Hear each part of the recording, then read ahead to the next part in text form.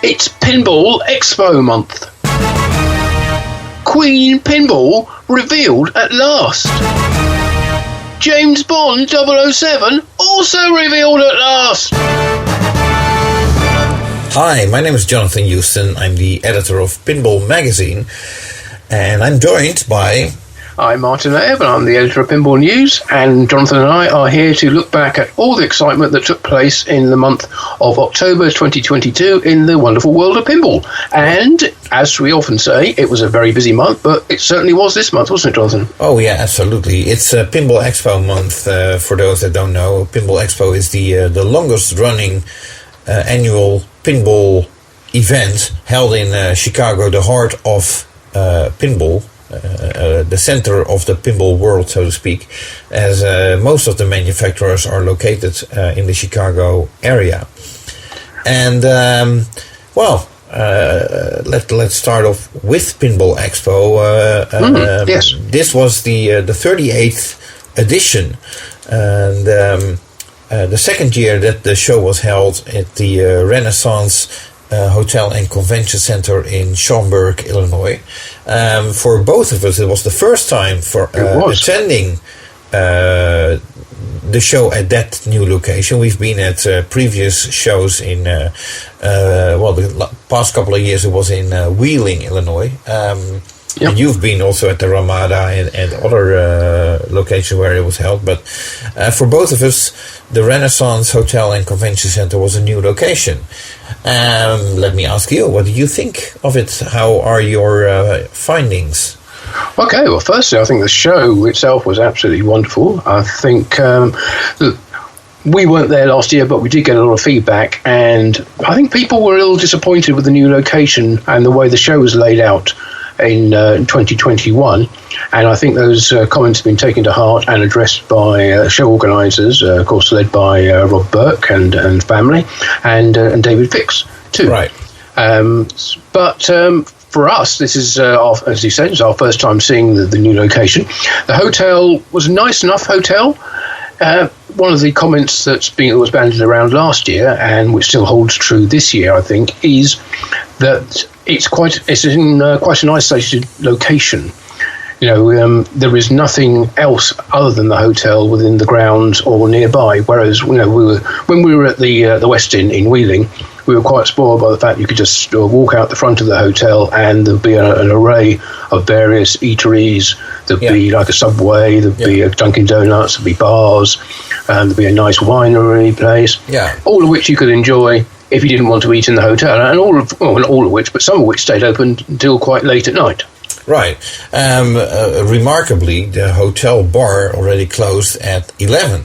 It did, yes. Yeah, so while there was quite a party going on around the fire pit in the center lobby, so to speak, which could be heard up until the 7th floor, I think, people had to bring their own drinks. Yes, that's something which I'd read comments about before, and hope wouldn't be the case, but it certainly was. And it's a real shame that even while the show was still going on, in some cases the show on Saturday night didn't finish until 2 o'clock in the morning on Sunday. But as you say, the bar was closed at 11 o'clock, and people were sitting around making their own entertainment and making it quite noisily as well, which I apologise for my part in that. But anybody who was disturbed... Everybody could hear you singing, and well, it wasn't just me. It was, but it was a good time. But that aside, I think the hotel was a very good standard. The rooms were okay. The facilities were good. It was quite a long walk from the hotel rooms themselves over to the convention centre. Yeah. So it wasn't that easy if you sort of bought something in the show itself, or needed to get something from your room to go from one to the other. It was probably going to be like a 10-minute journey in each direction, but it was very clean. It was the facilities, apart from the bar, were good, I think. Yeah, and I don't think we have any particular complaints about anything in that, other than things you can't do anything about. The fact there is nothing else in the area. The nearest alternative eatery, I think, was signposted outside, so it was 0.8 miles away from the very front. But they do run a shuttle service or a bus which can take you to places in the vicinity if you've got the time to do that. Yeah, it just made it a bit difficult for us. It's going to cost you $20 to tip the driver. Oh, well, that's true. Probably might as well just get an Uber. Yeah, But we did miss the when we'd finished doing our work at the show around about 11 o'clock at night to take all the equipment back to the hotel. Everything was closed. Yeah, everything was closed. Yeah, so I did walk up to I think the nearest restaurant, if you want to call it that, was a Wendy's, which well, if you don't mind walking, was within walking distance. There was a bar that had a kitchen, but I walked in there and there was a stage with a stripper pole, and I was like, okay, this is probably not the place where I want to eat. So waiting for you to perform, wasn't it? Yeah, well, I had a night off, so I okay, fair enough. You're on vacation. Yeah, so I went with the Wendy's, but I was by foot, and only the drive-through window was open. So I walked up there and tried to and ordered stuff. So and then I was lucky that they had some seats outside because indoors was already closed. So, but oh well, it's. You can't blame Expo for that. No, exactly. I have to say, neighborhood. In my humble opinion, I think the hotel has a sort of what I would probably call Texas Pinball vibe around it, in the sense that if you're there's rooms going up, and I think up to the 7th floor you can walk down, or you can look down into the lobby and so on, and after that it's covered, which is sort of similar to the hotel at Texas Pinball Festival, which That's is true. also has a convention center basically inside next door, so to speak, whatever you want to call it. So, yeah, it's kind of attached to it, isn't it? But yeah, it does have that sort of atrium where all the rooms are on the four sides of it. Yes. And you look down and see and hear people. Right. So, what I also liked very much, and also very Texas-like, is that in the main hall, or the show floor, if you want to call it that, vendors, manufacturers, and free games are all mixed up together. Yes, that's something which has changed from last year, where I understand the free play games were in a separate room. Yes, which I think people didn't like so much. No, so basically you have the free play games and the vendors combined, which is basically more traffic for vendors, and I found it very very pleasant, so to speak. The only complaint that I heard from several people is that they didn't like that the entire show was on a concrete floor with no carpeting. Yes, wearing on the feet, I think, was the comment. Which, well, I can't really comment on that because I wasn't in the hall for long enough to find out.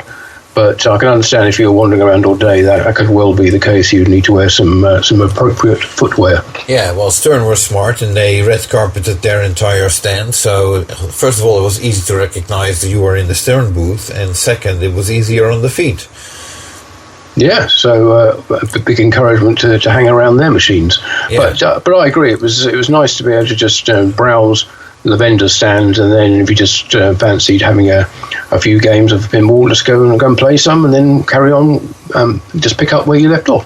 Right. It seemed like a nice way of doing it, and also it's a more intelligent use of the space that they have. They have a large area. It takes up 2 of the 3 halls of the convention centre.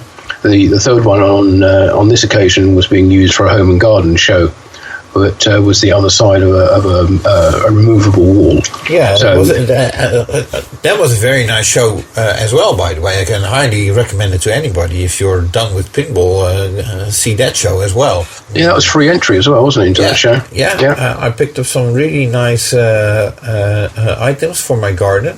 So, I was lucky to take them home with me. Good. Oh, well, I'll try and, if it's on at the same time next year, we'll make a concerted effort to go in, although there was a certain lack of time to do anything much. I found personally, but well, that's probably because you were so busy recording all the seminars, for which I applaud you. With your assistance, thank you very much. Yeah, well, I tried to get you to enjoy the show, but you just wouldn't leave me. Well, that's the problem. If you want to be able to write a report about the show and the seminars, you kind of have to listen to them and find out what people were saying, rather than wait until it's all over and then go back and watch the videos. But if you weren't able, and let's do a blatant plug then, if you weren't able to visit the show or indeed watch all the seminars, then you can catch all 25.7 hours of seminars. Oh my God! I counted them all on the Pinball News website, which in the Pinball Expo 2022 report, or on the YouTube channel. There are links between the two in various places. I'll be linking to both the report and the YouTube channel in the Pinball Magazine newsletter, which will go out a couple of days after this recording. So. Excellent, and I know people certainly appreciate reading that too. Yeah, and speaking of which, I also link to them in the my reports on the Pinball Magazine website, which I'm still finishing up. The Pinball Expo report is there, but basically it's lacking a few paragraphs, I suppose, but most of it is there. And I'm doing separate articles on the factory tours that we did. We'll come to that a little later. So those are separate articles which I will link to in my report as well. But you'll find everything on the pinball-magazine.com website. So if you go there, you'll be redirected to all of those. I am there right now. Okay, very good. Yeah, I can see. Yeah, I can see your factory report. Yes. Yeah. I put the. We'll get to that, but we had a factory tour at Jersey Jack Pinball ahead of Pinball Expo, and we followed that with the factory tour at American Pinball, which I still have to put up. And this time I went with sort of a photo. Gallery type of report with captions explaining what you see in the photos. So that was the easiest way for me to get it out of my system and move on to other things I also have to do. So. Get it on the website. That's the important thing. I'm just finishing up one of my factory reports, the American Pinball one, which I just needed to confirm with the company that none of the pictures I took showed anything which they didn't want to see. So that's all confirmed. And then, yes, I'll go back and do the Jersey Jack Pinball factory tour as well. But I should also mention that thanks to you, you went on the factory tour, which was part of Pinball Expo. Right. Which was a very nice bonus. For those who haven't been to Pinball Expo before, it has up until now been common for the show to include a tour of the Stern Pinball factory. Right. But this year it was swapped over to doing a Jersey Jack Pinball factory tour. Yeah, and we'll probably get to Stern Pinball later on. Yes. But Stern Pinball did a virtual factory tour during their seminar. Where Jack Danger walked everybody through the factory, and if you've seen that video, you probably understand why Stern didn't want to do a in-person factory tour, because basically the factory they have parts laying everywhere, and it's not a stab at Stern, but basically that factory is so packed with stuff. If you compare the Stern factory with the Jersey Jack Pinball factory tour, I think the biggest difference is, or everybody will notice how clean and tight the Jersey Jack Pinball factory looks compared to the Stern one. Yeah, absolutely, and an American Pinball one as well. Which is something I noted when I asked what was there. It was in the old location in Streamwood. And that was before they were actually just sort of taken fully under the wing of Aimtron. I don't want to get too much onto the American Pinball stuff just yet, but Aimtron is a printed circuit board contract manufacturer, and they have absolutely spotless facilities because they showed us around them, and that seems to be a sort of a principle which has now been applied to American Pinball, with whom they shared the building, I have to say. So the American Pinball floor looked absolutely spotless. Yeah. So aside from the many playfields that were yeah. I mean, there was no dust or dirt or rubbish or litter or anything on the floor. Yeah. So yeah. Anyway, we'll come back to that a bit later because we're still on the Pinball Expo part. Yeah. So we covered the seminars, which were interesting. No big announcements, I would say. There were a couple of announcements, but I wouldn't say they were really big news.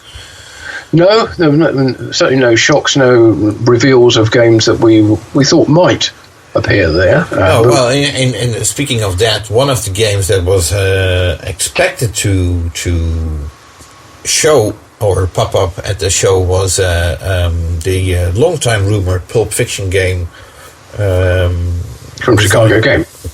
Well, we're still not clear whether that is a Chicago gaming game or a Raw Thrills game or a Play Mechanics one. The design is rumored to be by Mark Ritchie, who was also not spotted at the show, and I did text him a couple of days before the show, and basically he told me he wasn't feeling too well, so hopefully he will feel better soon. But it's a pity that apparently what I heard is that game is already done and ready to go for 5 years, and it's still not in production for some reason. So if we have more news on that in the future, of course we will let you know. People were expecting the game to make its debut at the show, but that wasn't the case. No, indeed. So yes, one of the things which wasn't revealed there, but there was plenty still to see, and we will come on to some of those things as we look.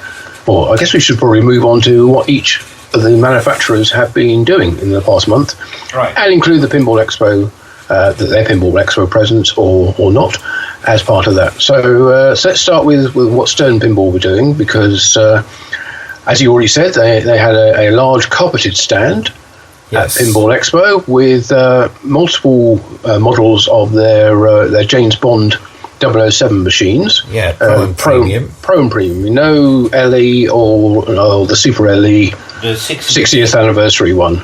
Yeah. That still hasn't been officially revealed yet. No.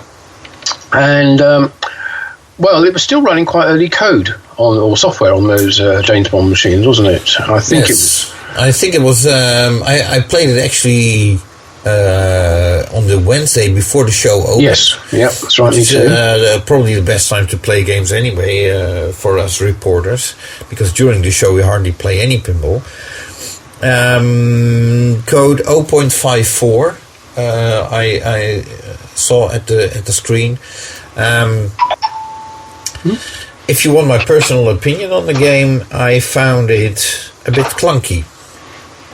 And if I have to compare it to Queen, to which we will get later on, although a lot of people apparently are negative about the Queen game, I thought it had a lot more flow to it than James Bond did. Okay, I kind of disagree with that. I think I'd have to say, I think that the James Bond game does have a lot of flow, but that big that drop target bank and the rocket that's behind it, that kind of kills everything that goes up to it. So that's a kind of it takes the flow out of it in a way, and you do need to shoot those drop targets. But I also think that shooting them can be a useful way of setting up the upper flipper shot as well. So it looks like you're bricking shots, and sometimes even on the upper left orbit shot, that can rattle and stop the ball if you don't get it shot cleanly. But again, it kills the ball, and it just rolls down very slightly onto the upper flipper which sets it up for the inner orbit or the side loop or the side ramp shot. So I found it played quite well, but once you get into the flow of it, initially it seemed a little, I would agree, from the start it seemed a bit clunky, but once you get going and get the ball moving around, I thought it flowed very nicely. Yeah, it could also have to do with the alignment of the flippers. I think I played 3 different James Bond games, and I noticed that the angle of the flippers on each one was slightly different. So that doesn't help, of course. That's true, yes. If you go from machine to machine, then you have to readjust. Yes. And which is starting off again. The most clunky area I would say was the 2 ramps on the right side in the middle of the playfield. I just found it impossible to make those shots. I was only shooting posts. Well, let me say that I found that the game I played. I only played one game. I played the premium on the stand. And they played very differently to the one I've been playing in London previously. Okay. When I played it in London, the right ramp shot was a given. You know, it was almost impossible to miss it. But the one that was on the stern stand, I found a lot harder. And in fact, I hardly shot that right ramp at all. It was quite a difficult shot. So I don't know whether that's just differences in the way in which the game was set up, or whether they made any adjustments to the way that ramp is built, or the entrance to it, or maybe the posts on the entrance have moved. Yeah, so one of the things which I find rather key, I would say, at Pinball Expo, the display on the James Bond pinball machines explicitly said that all movie clips were awaiting licensor approval, which is a very clever way of indicating that it's not final code and so on. But it could also mean that any clips shown at Pinball Expo might be taken out because the licensor won't approve of them. Yeah, that was that message has been on every machine I've seen so far of theirs. It was on the early code that was at the Christie's auction preview, and it was also on the code which they used for the BFI film festival thing. So when I recorded the longer video, so that's something which is consistent. And well, I guess it's a little disappointing that at this stage they still haven't got approval on which clips they can use and which ones they can't. You think that would have been sorted out by now? Yeah. So we know that Steve Ritchie started the design, that was trashed, and then when Steve left Stern, and then George Gomez took over. But you'd think that by then licensor approval for you'd know which clips you would like to use, I assume. Yeah, I wonder whether it's changed, because obviously now we're looking more at individual movies for each of the different versions. So we've got Dr. No and You Only Live Twice, and what's the other one? Goldfinger, is it? Thunderball. Thunderball, yes, you're right, yeah, for the LE. Maybe originally they were trying to get all the movies together as a complete package in the way that they've done for the 60th anniversary one. But that didn't prove possible, or they couldn't get the assets they needed. So they've gone for they've applied that to a much simpler game where they don't need so many assets, perhaps, the one that Keith Elwin is designing, and they themed each of the other machines around single movies, which would then require a renegotiation of the license to get the assets they need for each of those. Yeah. So I'm sure it's doing 3 movies is probably going to be quite a difficult licensing juggling act, I think, to make sure you get everything you need. So it's understandable that it's more complicated, but I thought they would have sorted that out by now. But the version that we were playing, 0.54, I think, certainly had more clips and sound clips, or more movie clips and sound clips, than the version that I'd seen before. But I don't think the rules had moved on very much at all. There was hardly anything else in the game. It just seemed to still be the Bird one and the Jetpack multi-ball, and that seemed to be about it. And I think there was maybe a second Q's mode, Q department mode in it, but that's all. There was very little else in it, and everything else looked exactly the same. So it hadn't moved on a lot. Yeah. So I did hear an interesting rumor though about the James Bond game. Oh. And, apparently... Not that we do rumours. We don't do rumours, but so the rumour that I heard is that the only reason that Stern decided to do a James Bond pinball machine was because Jersey Jack was in talks with the licensing company to see whether they could do a James Bond type of theme. They turned it down, and Stern then picked it up. So I'm not sure whether this was a sort of Godzilla type of scenario that we've seen before, where Stern basically went after a license after another company already was discussing or negotiating it. But I found it interesting that Jersey Jack turned it down, and I'm sure they had their reasons for it. If true, after all, it's just a rumor, so take it with a grain of salt. But I found it interesting enough to mention it. Yeah, I mean, I would have thought James Bond would have been a good theme for any manufacturer to use if they can get the assets. Well, which is what something we know has been a problem in the past. Yes. So, although they did do a GoldenEye, Sega anyway, did a GoldenEye game. Gottlieb did one with Roger Moore on it, or a Roger Moore lookalike. Ah, yes. But that was back in the day, and not their best game, I suppose. Yeah, it didn't require a huge amount of video assets to go into it. Yeah. No. Anyway, just before Expo, Jack Danger streamed the official gameplay of James Bond with an interview with George Gomez as well.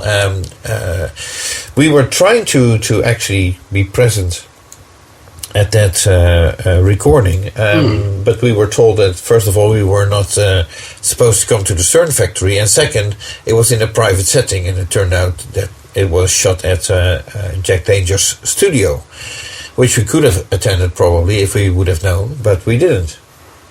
So and instead we had a lot of fun at Mark Seiden's house, but that's another story for later on. So. Yes, but they did say that that no visitors would be permitted to come to the factory during Pinball Expo week because of fear of spreading COVID. Yeah, which is on one hand I can understand. Then again, at Jersey Jack, nobody factory line workers did wear face masks, but other than that, I don't think most of the people were concerned with any of that. Getting such comment from Stern from sorry, we can't have you come over, and then a Spanish delegation of 20 people shows up at the factory, get the tour, take pictures, post them all over Facebook. It's not exactly... May not be entirely accurate what they were saying then. Yeah, so... no, I guess... my guess is that there were probably... as indicated earlier, first of all, the factory is packed with boxes with parts everywhere, and chances are you might come across something that we're not supposed to see yet. Yes, so I get it. But then just say like, we can't let you guys come over because, or you have to sign an NDA or whatever. That's fine, but all right. Yeah. Anyway. Okay. Well, some interesting news that did come out of Pinball Expo and the seminar which Stern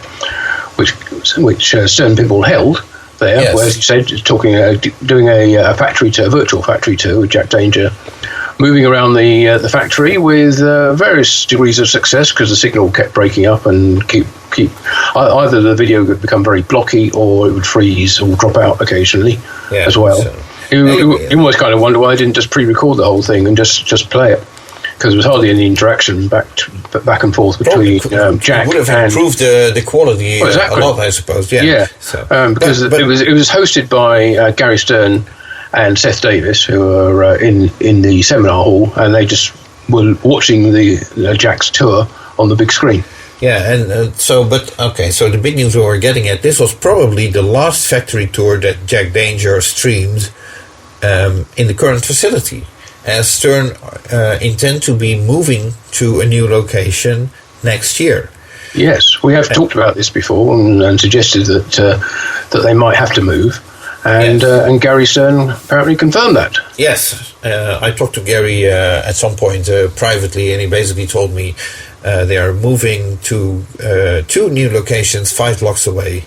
One will be a woodworking facility, which, well, they already have a woodworking facility, and they are already printing their own playfields, and then send them off to get them clear coated and what have you somewhere else.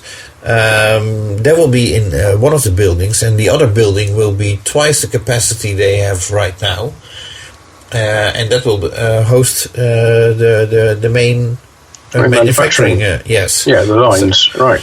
So they're going to keep all the woodwork, dust, and mess away from the production lines. Then. Yes. Very clever to do that, and similar to the move to the current Elk Grove Village location, Ray Tanzer, who was inducted into the Pinball Expo Hall of Fame, also during Pinball Expo, will be coordinating this move again. And if you recall from a couple of years ago, when Stern moved to this Elk Grove Village location from Melrose, I think Ray orchestrated everything, and had basically, they were cranking out new games within a week. So that. Yeah, I think Gary was saying that basically they closed the factory down on Friday, and by Monday morning everything had been moved and they were getting ready to start production again, and did so during that a couple of days after the Monday. So by the middle of the week they were making games. Yeah, Tuesdays they were already making sub-assemblies, and on Wednesday the games were rolling. Complete games were rolling off the line. So So that's a project for Ray Tanzer to sink his teeth in. I think, and there's no exact date announced yet when this move will be happening. They're still looking at various scenarios, I think, but Stern will be moving. So. Yeah. Okay. Well, Stern obviously had a big presence, not just on the floor of Pinball Expo with all their numerous machines, and I didn't count them all, but they certainly had several dozen, I'd say, of mixed machines. James Bond, Godzilla were the key ones that they were showing there. But they also had a big block of seminars as well, as they normally do, and they had their own autograph session as well in the room right next door, where Stern designers and artists were there, and management to sign various items that you wanted to bring to them, or just go and talk to the people concerned.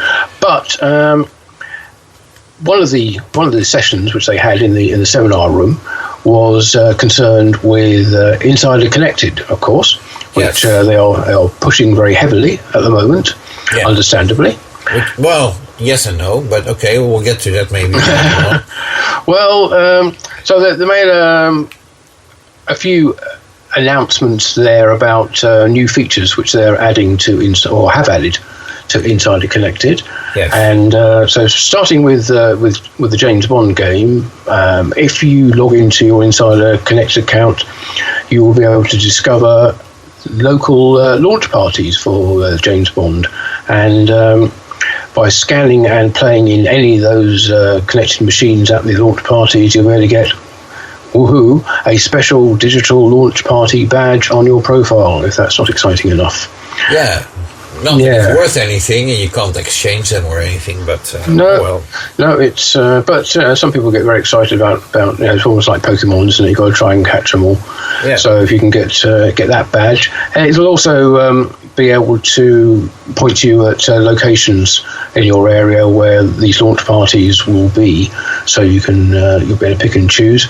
Operators who use the professional version of Insider Connected can register their locations, and those locations will be showcased on both the player homepage and in the location directory. So, and you'll be able to have a high score leaderboard generated just for those launch parties as well, which is a new feature. Right, and I think there's also a new tech feature for operators, Yes. where the game will basically alert them if there's a malfunction of any sort, or something needs to be adjusted, or what have you.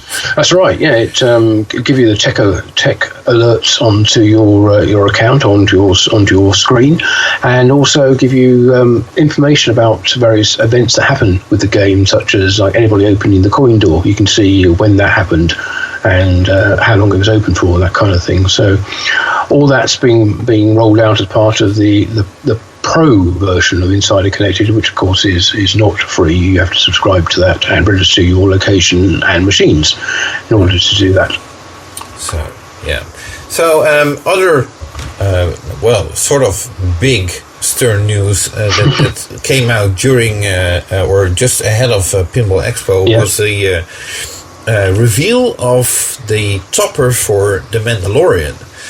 And it's a very nice looking topper, which includes a holographic display. A so-called holographic display. Well, people. So when I saw a video of it, and I figured it looked really cool, and then I saw it in real life up close, and it turns out that the hologram is actually a transparent 2D display. So it's not a 3D hologram, but it's 2D, and it gives the impression of from a distance that it is a hologram, but it's not. Yeah, it's more like a head-up display, isn't it? Really? Yeah, and it creates a little bit of depth because it's centered it's in the center of the topper, and there's still a background behind it. So there is that 3D type of illusion, but it's still just a 2D image, which is being displayed. That wasn't the only mind-blowing thing about that topper, as there was also the price, which is $2,000 American. Yes, there was that.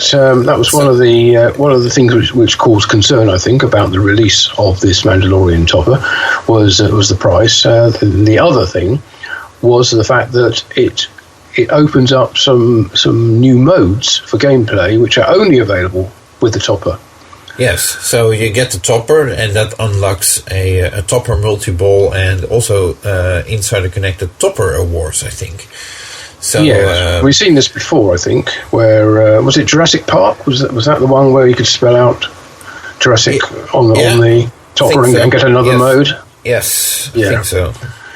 Yes, although I think that just sort of was feeding more into the idea that you may have to pay in order to access additional features for your game in the future. Yeah, is that the direction Stern is going in? And that's a question I put to Seth Davis during the seminar, which you might hear if you watch the video. And he certainly didn't rule that out, and said, if they can come up with additional features beyond what was originally intended that add value to the game, they think it's quite reasonable to charge for those. So then the question is, well, what is a fully finished game, and what are additional features? Right. So, well, I suppose the definition will change a couple of times in the future, depending on how much money is involved. Yes, I suppose the thing to do would be to get to a point and say, okay, this is the finished game.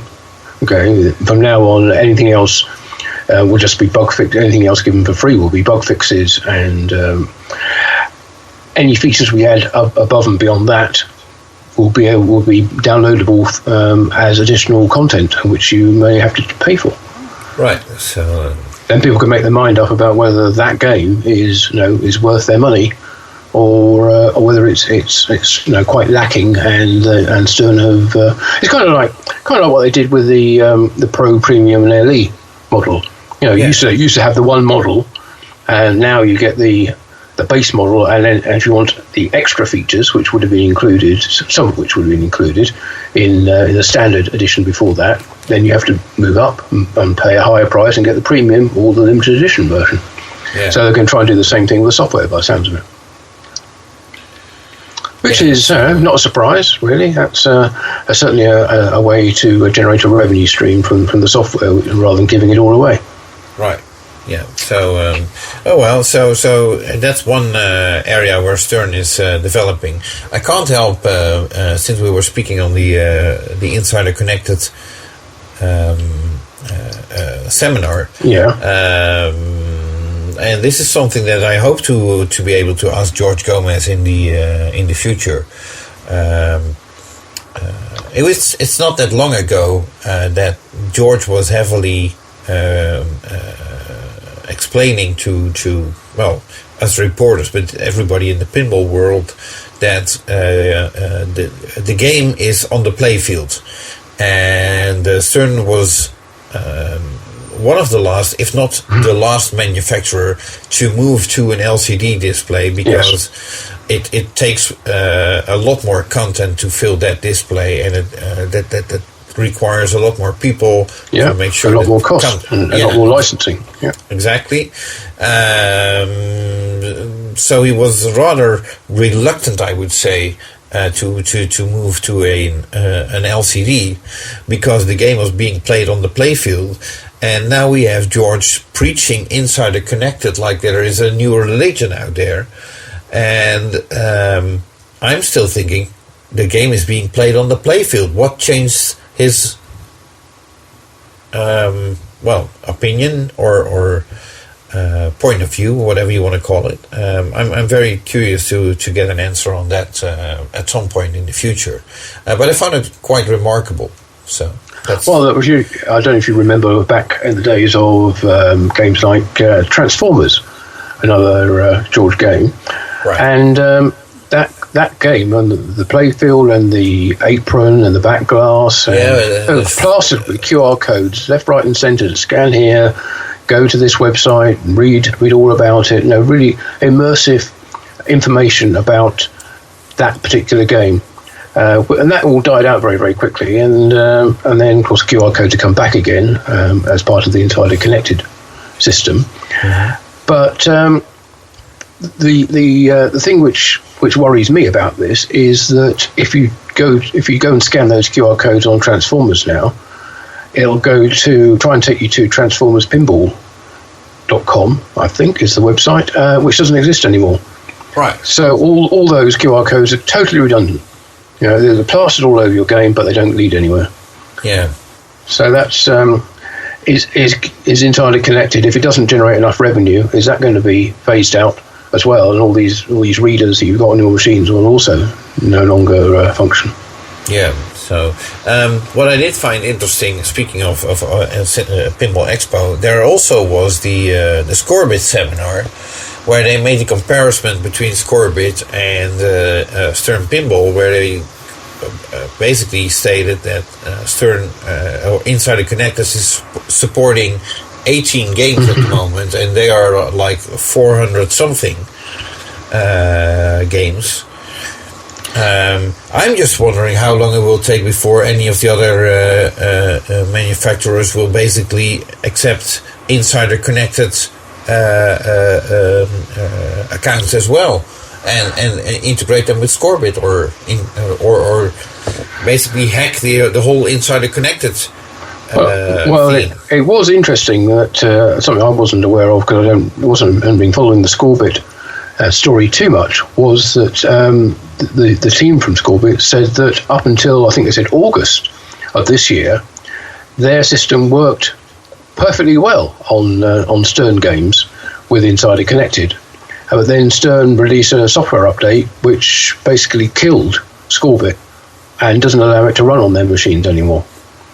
Right. So you have to bear in mind that Insider Connected is a huge data grab from both the operators and the players as to what you're doing and what they're doing, and that's the value to Stern, I think, from offering it as a free service. They get all this data about what people are doing, how they're playing the games, how the operators are operating them, where they are, and they get all that stuff that they could never have got before. It's almost like putting games out on test and standing there with a clipboard, noting how long people are playing for, what they're hitting, what they're not hitting. So they're getting all the audits and a whole bunch more. So I don't think any other manufacturer is going to want to be giving that information to Stern. Are JJP going to say, well, we're going to link in our Toy Story game to Entirely Connect, so now Stern knows exactly how that game is playing, what people are doing on it. I wouldn't have thought that would happen. No. Scorebit seems to be the more open. Well, it is the more open platform, and Entirely Connected is a very much a closed box for use by Stern. Yeah. So but apparently, data is it might sound a little bit harsh, but it's the new religion at Stern. Yeah, that's right. Yeah, it's giving them insight into how people play and operate games that they never had before. It was, and also, we've seen this before when. I'm trying to remember exactly which game it was that they had out on location in London. But it was a game which was on an arcade and wasn't meant to be turned on, wasn't meant to be playable by anybody, but the operator did turn it on, and it then connected to Entirely Connect, and next minute Stern are ringing up the operator saying this game shouldn't be turned on, why is it on? Because they know, they're keeping an eye on it. They keep an alert on it. Wasn't that Rush? Yeah, probably was, yeah, that's right, it was there for EAG, that's right. So... Oh well. So Other Stern news. They did release a making of video of the Jurassic Park Home Edition, which I will link to in the Pinball Magazine newsletter that will go out in a couple of days.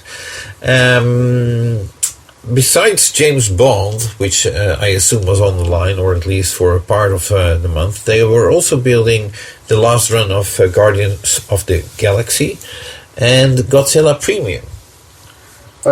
Not saying it's the last run of Godzilla Premiums, are I? No. But the last run of Guardians of the Galaxy. Yeah, so. For now, at least. Yeah, or they have to renew the license, but it's announced as the final run. But we've heard that before, haven't we? Yeah. Okay, so let's wrap up the Stern Pinball update for October with some new code information. Where is my pillow? Okay, you want to get your earplugs really for this, and there are only 3 games: Godzilla, Rush, and Teenage Mutant Ninja Turtles. Godzilla has probably the most interesting one of the 3 because it's when you start Godzilla multi-ball, which is probably the main multi-ball got from shooting the building over and over. You can now choose which music track to listen to during it. You can pick from 7 different tracks, of which 5 are new tracks that haven't been used before. So 5 whole new music tracks added to Godzilla. Ooh. So I guess they're from Jerry Thompson. So look forward to listening to those. And other than that, I suppose there have been quite a lot of changes to the information shown to the player, both on the playfield and on the display. Quite a few scoring rebalances and changes, and a whole bunch more call-outs added to Godzilla. So a big update, version 1.01. So if you've got that game and haven't installed it yet, it certainly sounds like it's something that's worthwhile doing. Right. Rush also, version 1.01, much smaller update for this. There's a few bug fixes, a few rule changes, and a new ramp warrior high score entry for whoever hits the most ramps during a game. And finally, Teenage Mutant Ninja Turtles 1.54. Yeah, but that only had a very few minor tweaks to the game's behaviour, and a couple of bug fixes. So we won't say any more about that, and that's the code. Right. Okay. So time to wake up. Yeah. So that rounds it up for Stern Pinball, and without further ado, let's move across the street to Jersey Jack Pinball. Yes. Well, we had previously been speculating whether Pat Lawler was in retirement or was taking a break from pinball, or exactly what the situation was. But the news is that Pat has actually officially retired. Yeah, although he did show up at Pinball Expo, much to the surprise of many. Yes, absolutely. He was sitting at the back. He wasn't part of the panel or anything like that for the Jersey Jack seminar. But on the JJP podcast, their media guru Ken Cromwell announced what we had thought was the case, that Pat had retired. There was no official announcement put out other than on the podcast. There was no press release or anything like that, or no sort of celebration or commemoration of his career in pinball. You might have seen a leaving party or anything like that. But Ken did say that that Pat could still be back with pinball. He might not be entirely done with the game. He could come back out of retirement, as people do that. Yes, that's right. So. But for now, officially, Pat has retired, so we wish him a long and happy retirement. Yeah, and apparently he's building a train set in his backyard. Yes, we don't know what size. No. Guessing it's not a full size, but... well, you never know. I don't know how big his backyard is. Well, I think it was relatively large, but that's where... That's where various. I think that's where Jersey Jack Pinball started up, wasn't it? Working out of Jersey, out of Pat's back garden. That's where the Wizard. Wizard of Oz began. Yeah. So, okay. Well. Well, we finally got to play Toy Story 4. Yes. Didn't we? And that wasn't actually at the Jersey Jack Pinball Factory, and it wasn't at Pinball Expo either. No, it was at Antarium, where the game is basically available for location play. And I have to say, it plays like butter. Very smooth shots, typical Pat Lawler, I would say. I remember those smooth shots from Dialed In and Willy Wonka as well. So, very good done, I'd say, by Pat Lawler. I'm not familiar with any of the Toy Story movies. I really enjoyed the game. Because I don't know whether the other movies are maybe better or have more suitable call-outs or what have you. I just thought it was really fun pinball to play. So, yeah.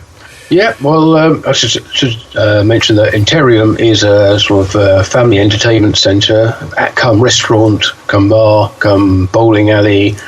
It's a family entertainment centre, I suppose, is actually the definition of it. But they also have a huge lineup of pinball machines there. They have some extra ones brought in for Pinball Expo.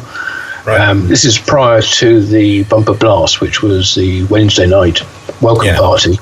But we were there on Monday night. We were there on Monday night, which is the night we arrived. So we were a little bit tired, but it was only a short walk from where we were staying, so we felt we should come over, and it was a very good decision, I think, because we not only did we get to play Toy Story 4, we also got to meet Ryan McQuaid, newly at American Pinball of the Sonic Spinball game. Scott Denisi was there. As doesn't really need any introduction, and Mark and Erin Seiden were there. Mark, of course, and designer at Jersey Jack Pinball now. Yeah, junior designer.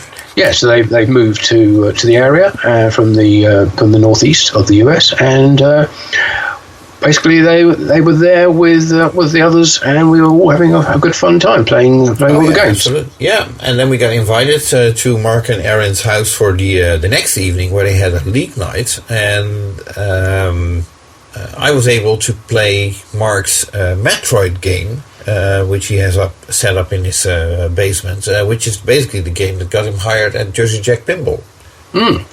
Yeah, that's right. Yeah.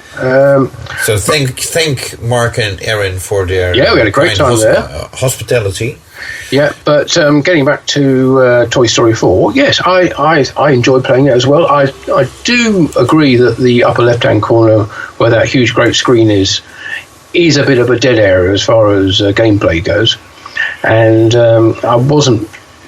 I don't know. I think it's used quite well, that screen, but you've also got the 27-inch big LCD in the back box. So do you really need that bigger screen on the playfield? And as far as your comment about it flowing very smoothly, I agree with that. The jump ramp, the Duke Nukem jump ramp, is very, very makeable and very loopable as well.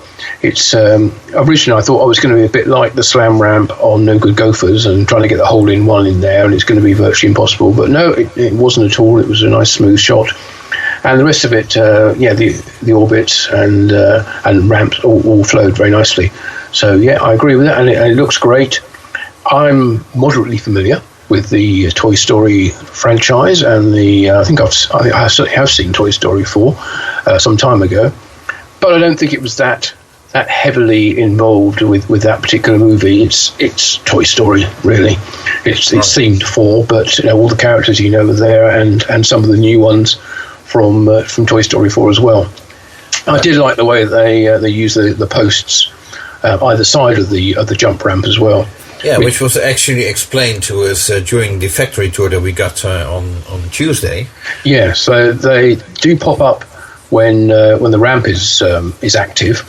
The ramp on this doesn't drop down from above the playfield; it actually rises up, pivots up, I should say, from the playfield to create a ramp. It was a flap before, and then we had a good look at that mechanism, which is also a very impressive piece of design.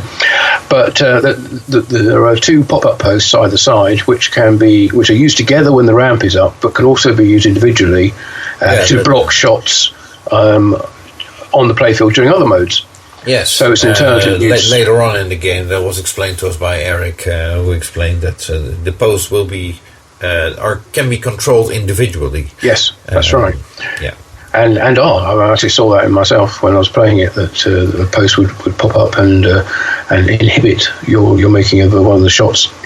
So when they're used with the ramp, it's basically designed to make sure that only shots which are vaguely on target to the ramp go up there, and you don't end up shooting the ball in all directions, smashing plastics, and basically sending the ball anywhere at all. It guides you to make the shot that you need to make. So that was good. Anyway, we did mention about the factory tour, which you went on. I was busy back in the hotel setting up for the seminars. And you want to go your into help. detail about what you went through? No, I don't. I think I'd rather not relive all the heartache and sleepless night that I had to try. I was going to say, I think Martin slept like 5 hours in 3 nights. It's something like that. The first night, I'll just briefly say, when we finished at the Entarium, no, it was when we came back from Mark and Erin's place. That's right. Yeah, we needed to set up. Or I needed to set up the laptop and all the cameras and digitizers and stuff that I got for the seminars, which were starting the next day. And so we came back from Entarium, it was, wasn't it? From the Bumper Blast party. That's right. Wednesday night. Yeah, so we came back and it was about 11 o'clock at night. I was trying to get all this set up and none of it was working. And you could basically get one camera to work, and that was about all that could ever get to work at one time. So by about 1 o'clock in the morning, and having to be in the seminar room by 7 the next morning, I just sort of said, blow it, let's sort it out in the morning, and so had a sleepless night. But anyway, we got into the hotel, into the seminar room, and managed to get everything working more or less. So that wasn't so bad. But I was there doing that, and starting the seminars, and you were able to book yourself onto one of the bus rides to the Jersey Jet Pinball Factory, and have a look. And do you want to give us a little summary of what was going on there? Yeah, sure. I didn't take the tour because I already had the tour. I used that time to take pictures of other people taking the tour. They had very comfortable bus coaches, or whatever you call them, comfortable transport to the factory. Luxury coach, I believe. Yeah. The only problem was there was only one bus going at the time and one bus coming back, which meant that people had to line up for registration to go on a tour, and then they were basically told a time slot, like, okay, you're in my case, 11:15 bus taking off to the factory, which eventually turned out to be 11:40. So there was already a delay in that, and I think there were people still heading out with buses to the factory after 1 o'clock. If you're expecting to go on a factory tour at 9 a.m. and then it turns out to be 1 o'clock, first of all, it messes up your entire day. But Jersey Jack took note. They took note of that, so they should have more buses available and also smoother registration, so that people can sign up quicker and don't have to wait in line for half an hour or more to be told that they're on a bus 5 hours later. Yeah, it's the sort of thing which you could do online very easily, couldn't you? Yeah, for example, yeah. The factory tours themselves went rather smooth. I saw, I think in each bus was divided into 3 groups, which then toured the factory. I think we got a more in-depth tour than the people from the Pinball Expo factory tour. Yeah. Jersey Jack had arranged the tour in such a way. They have 2 lines. One of them was on purpose not in use, so that people could take a look how the process normally how it works and which parts are added to a playfield and so on. While the other line was in use, so they continued building games, and it looked very efficient, I should say. But when we were there, they were putting the sort of red tape down to guide people around the factory. Was that used? As far as you saw, because you didn't obviously take the tour, but can't remember. I do recall that I think they were intending a couple of things to do with the factory tour. Also to have flyers handed out to people and so on. Not everything worked out the way they envisioned, I would say. I think it was also the plan that they would have promotional plastics for Toy Story 4 at the booth, and those apparently didn't show up, or someone forgot a box, I don't know. Yeah, it just didn't happen then. Okay, fair enough. Yeah, so I think there's a couple of learning curve moments for Jersey Jack. Obviously, this was the first time they had a factory tour of this large scale coming over. Sure. And, yeah. I'm pretty sure they will work things out, and it will be a lot smoother next year. And they had Jack was there, Steve Ritchie was there, Mark was there. Jen Guarnieri was also present. Yes. Okay. Was Eric there? Because I haven't seen any pictures of him, but maybe he did one of the tours. I think Eric was doing one of the tours, right. Indeed. And yeah, so on the tour that I was on, interestingly, there was we had Steve Ritchie and Jack Guarnieri signing flyers separately. So one flyer had a stack of flyers had the autograph of Steve Ritchie, others had the autograph of Jack Guarnieri. You'd think they would pass them along so you have all autographs on the same flyer, but that wasn't the case, so that could need some streamlining. And in the end, I don't think people got these flyers, at least not on the tour that I was on. So people see Steve Ritchie signing these flyers, and then they don't get one. And these flyers, they were a reprint of the Replay magazine front cover. Is that right? Indeed. That issue of Replay magazine had a story, a cover story, all about Toy Story 4 and Jersey Jack Pinball. I guess. Yes, it did, and like you said, they printed flyers of that cover as well. I was lucky enough to get a copy of the magazine, and it's an interesting article. And okay, well, apparently, I think over 400 people went on this tour. So if they were going on a bus at a time, I guess that's probably 40 people on a bus. No, I probably think like 56 or so. Oh, okay, right. So then they were looking at what about eight tour something groups, like that. Yes. 8 bus loads at a time. So okay. So it was quite an undertaking, and thanks to Jersey Jack Pinball for doing that. I think it's worth noting I don't think it was actually part of Pinball Expo specifically, was it? You didn't have to have signed up to or bought a ticket for Pinball Expo to be on the tour. No, but you had to register. You had to register at Pinball Expo, so you had at least to go there. You had to be at the convention. But that registration was outside of the vendor hall or the show floor, so you didn't have to be a participant of Pinball Expo to go on the tour. Good. Well, again, thanks to the company for doing that, and obviously it's quite disruptive to their manufacturing. As you said, they had to close down one of their production lines in order to use it as a demonstration tool for part of the tour. So that will have impacted on the company. So, but nice to see that taking place, and for a lot of people to be there first, and for others, their one and only chance to look around Jersey Jack Pinball.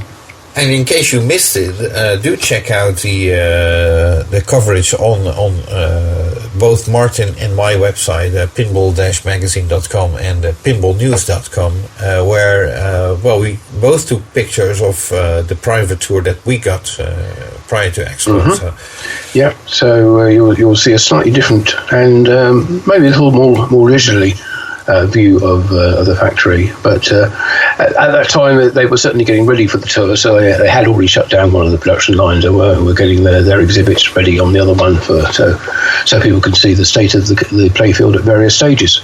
But and as you said, big thanks to Eric for showing us around. Yeah. Oh, and while we're thanking people, we should also thank Steve Ritchie for inviting us for lunch after our factory tour. Absolutely, and unfortunately, we were not able to join him again the next evening for at his house, which he understood really because he realizes it's Pinball Expo, and it's all a bit crazy at that time.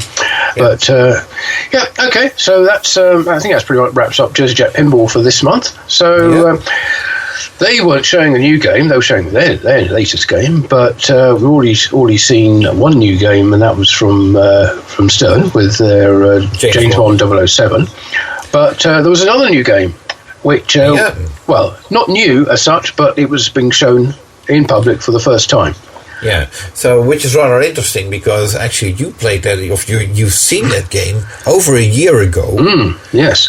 Making its debut at a Queen pop-up store. Yes, so let's just say this is Pinball Brothers with their Queen game, which was announced several months ago and was due to make its premiere at the Super Awesome Pinball Tailgate party, that's the word, yes. Tailgate party at Coin Takers, but didn't. But it did turn up at Pinball Brothers stand in Pinball Expo, where they had two machines there. Yeah, initially one. Other games were still in customs, but they managed to get a second game out on the floor, I think the second day of Expo. So they had the standard model and the Rhapsody edition as well, which in terms of gameplay don't differ that much. It's just the art package that is it's more cosmetic, I think. Yeah, the changes. Yes. So we mentioned what you thought about James Bond. What was your opinion of Queen then, having played it for the first time? Actually, the previous comments were about Toy Story 4. But interestingly, I think you have an entirely different opinion than I do on this game. I found it played very smooth, but it was difficult to control the ball. There's a number of lit-up stand-up targets which are rather close to the flipper that bounce the ball back so quick that it's really difficult to get long ball times. I think these games were set up for 2 balls per game, and you couldn't do multiple player games. So I think I was done under a minute, I think. Yeah, I'm the same. I actually walked away. I played about 3 games on it and walked away and thinking, well, I didn't get much fun out of that because everything was all over so quickly. Or I just I shoot a stand-up target and bang, the ball would be gone. And I thought, okay, well, I didn't get a chance to save that. That was straight out. I mean, obviously they'd be set up tough because they don't want people playing long ball times on them. Right. But it seemed to be overly difficult. And There was good and bad. Okay, about that. I think the display looked pretty good. I think the animations, the videos they had of the live performances looked very sharp and bright and clear and seemed very in keeping. And the graphics which they created themselves looked quite good. I wouldn't say they were brilliant. I thought there were times when there was an awful lot of text on the screen. You're trying to read it to work out what was going on. Because when you first start the game, you've got this kind of rotary selector where you pick the song that you want to play. But there's text written all the way around it. There's text at the top. There's text at the top of the screen. You kind of need to spend about 30 seconds reading it all to work out what it is you're meant to do, which I think is something that needs to be more intuitive. So you pick a song, and then there were certain things lit that wasn't entirely clear why those things were lit for that song, but maybe that would become more clear later. Yeah, so what I understood is, having talked to various pinball brothers, I would say, I got the feeling that they are still trying to figure out the best direction for the code on this game. It's very early coders. They kept telling me more code is coming and the game will improve heavily, which I can understand, and that's all. Every manufacturer is doing that these days. But in this case, I had the idea, or I got the feeling that the vision for the game, the designer has a vision, but and now they're looking how people are giving them feedback on having played the game, whether the vision that they currently went in or the direction they went in is the right one, or maybe they should change it. What I found rather, well, I'm not sure disappointing is the right word, but let's say you pick Radio Gaga as a song to play. Okay, so you start playing the song, you have to make certain shots, or you play the game,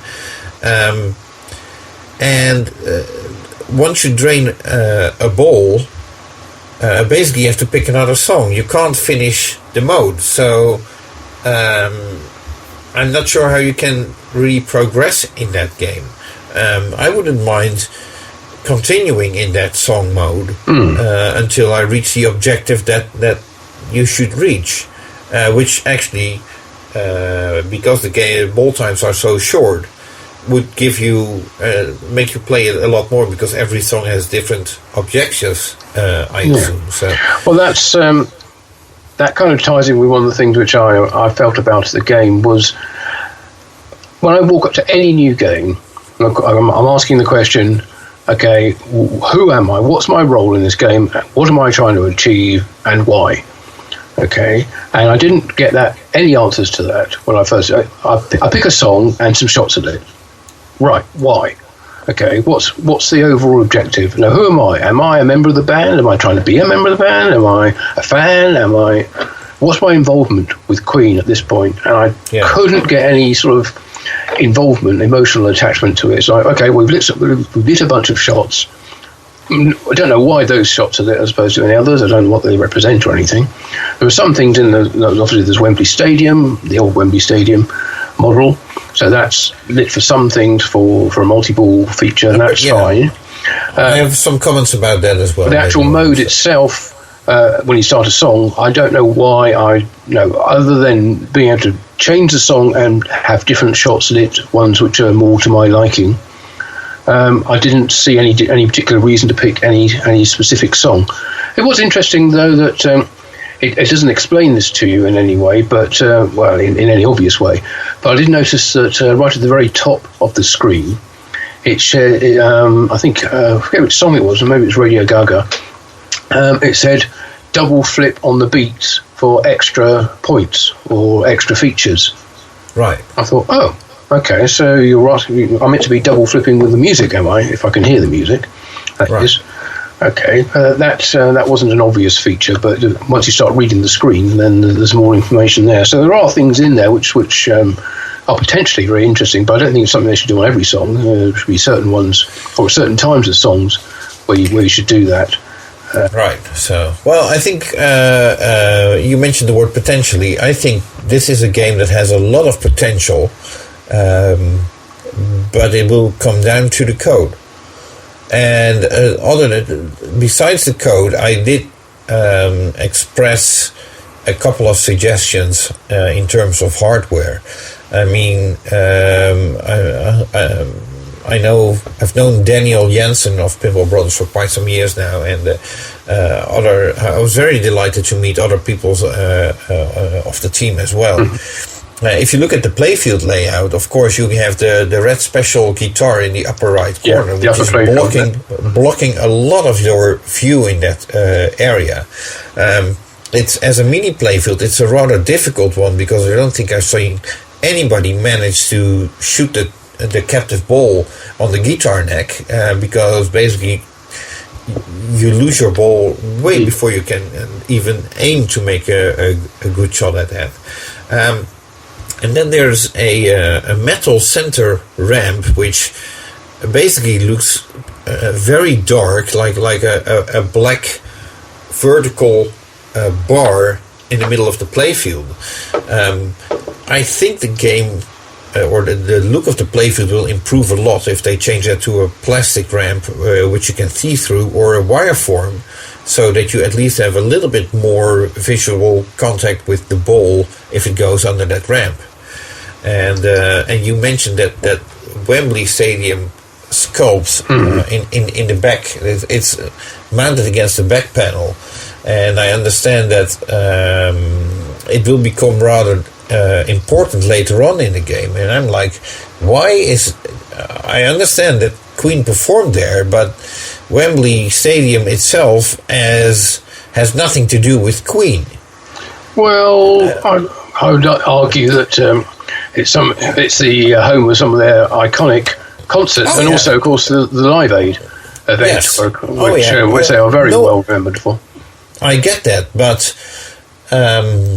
I was just looking at that sculpt, and I'm like, okay, I don't see why it's there. I mean, they could reduce it in size, in depth, for at least half of it, so it doesn't come forward that much. But they could also completely leave it out, and I wouldn't miss it. Actually, it would probably clear up the upper left corner of the back panel a little bit, and maybe, but we're in danger of getting into the Spinal Tap Stonehenge debacle, aren't we? Where you have a tiny little model of Wembley Stadium there, rather than being a much more imposing and impressive feature. Okay, so. I think where it is at the moment looks right. It probably needs better lighting effects on it. It needs like spotlights and things pointing at it to really highlight it. And the same with the ramp. I think that you're talking about. They're saying the steel center ramp. Yeah, it goes up into darkness. So you can't really see what's going on back there. It almost needs lights up the side of it that sort of strobe to guide you up it. Right. So, but I don't want to. Like I said, the game has a lot of potential, and I have to give credit to Pinball Brothers for the way they designed the underside of the playfield with PCB absolutely. Boards. They have these gray PCB boards under the playfield, which are screwed right onto the wood. No washers in between because of the inductive switches that they are using on some cases, but it really looks very, very neat. Yeah, well, I will just give a blatant plug and say if you ever look at the Pinball News article, you'll see a picture of the underside of the playfield, so you can see for yourself what we're talking about. Yeah, so it looks very, very nice and tidy, I would say,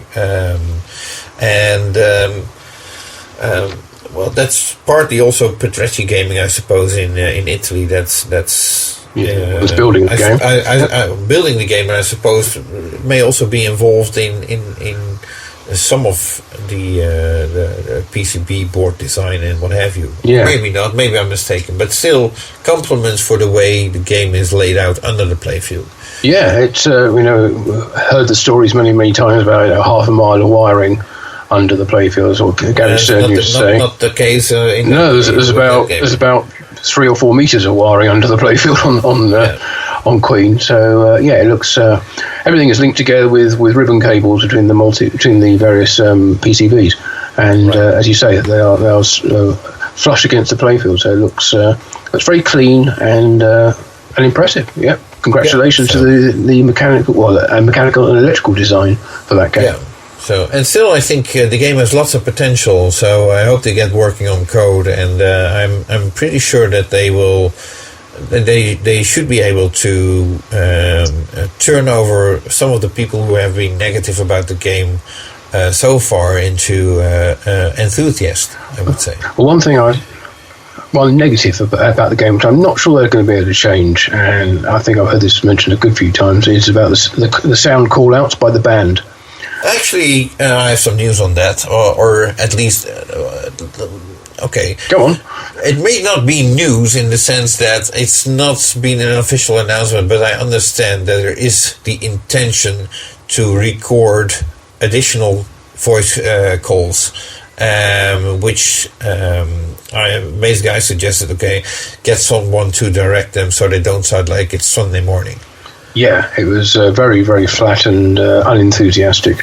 But if they can get them re-recorded or replaced, then that would be a major step in making the games more exciting, or certainly appear more exciting to the player. But anyway, we mentioned that before, and we don't need to go over it again, especially if it's going to change. So, good news. I don't think we have any other news from Pinball Brothers, do we?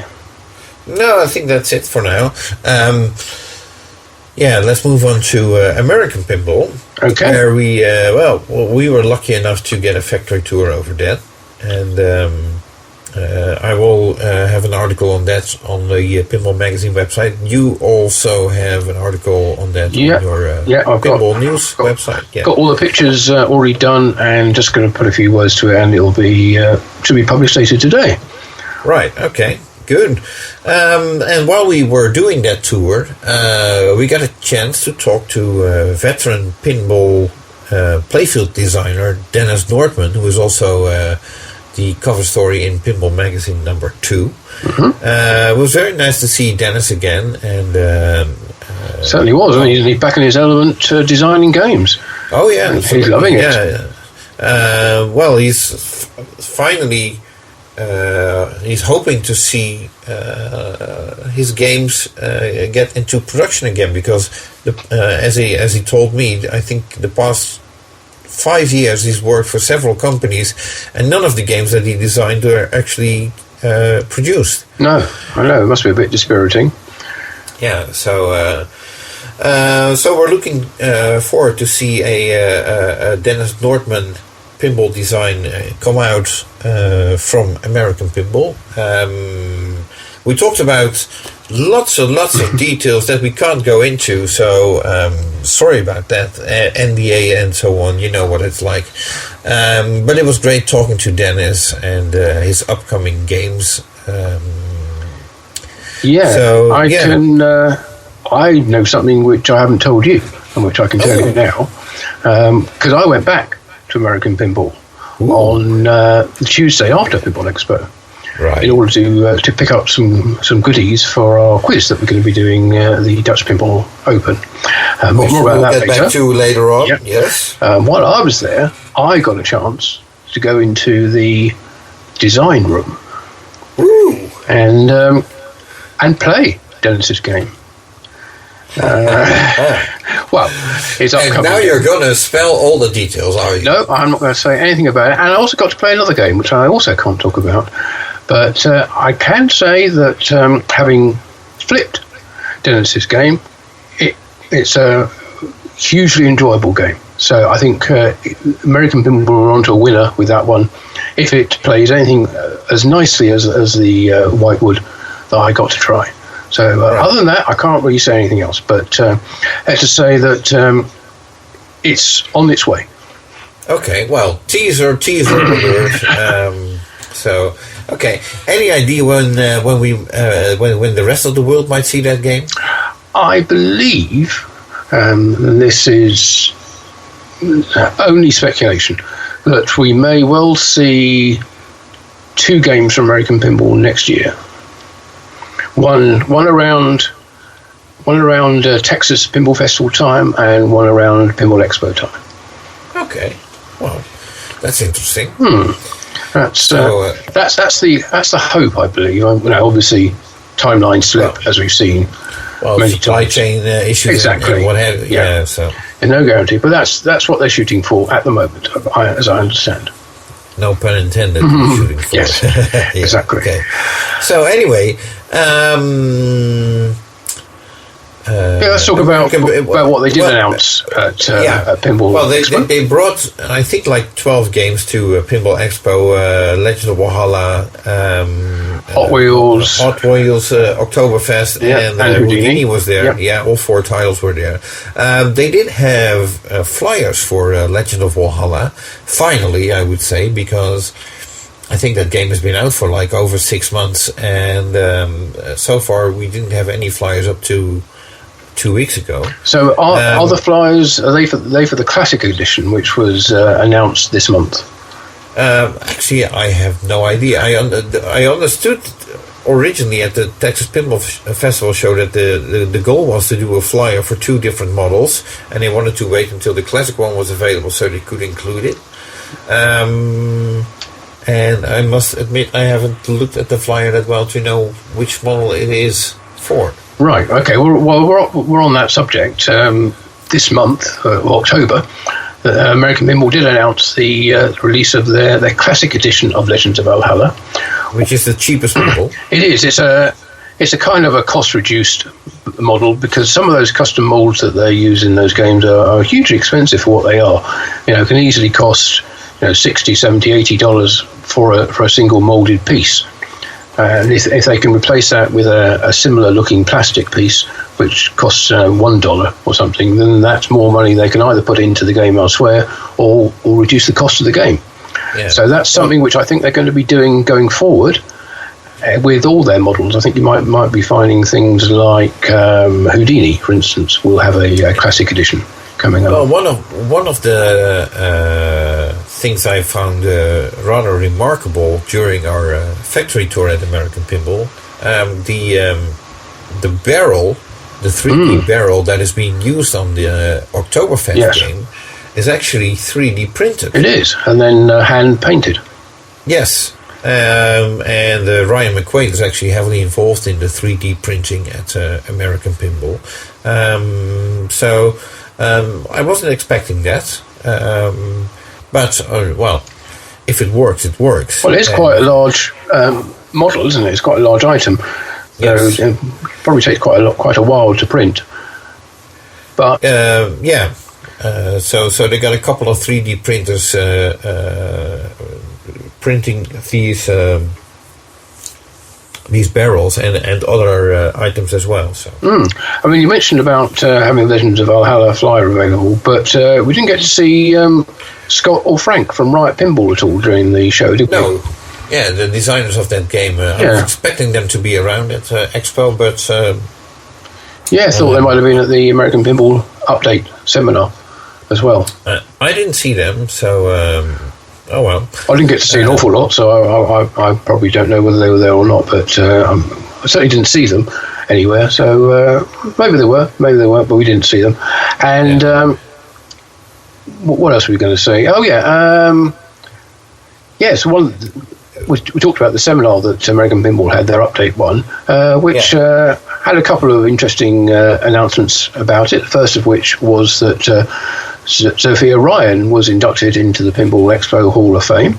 She's the senior mechanical designer at American Pinball, and we saw her when we were there. We didn't actually get a chance to be introduced at that time. Yeah. But she was busy working away on upcoming titles. And the second announcement, I suppose, of note was that American Pinball are incorporating the Scorebit system into their software to track people's scores and achievements, and to be part of leaderboards.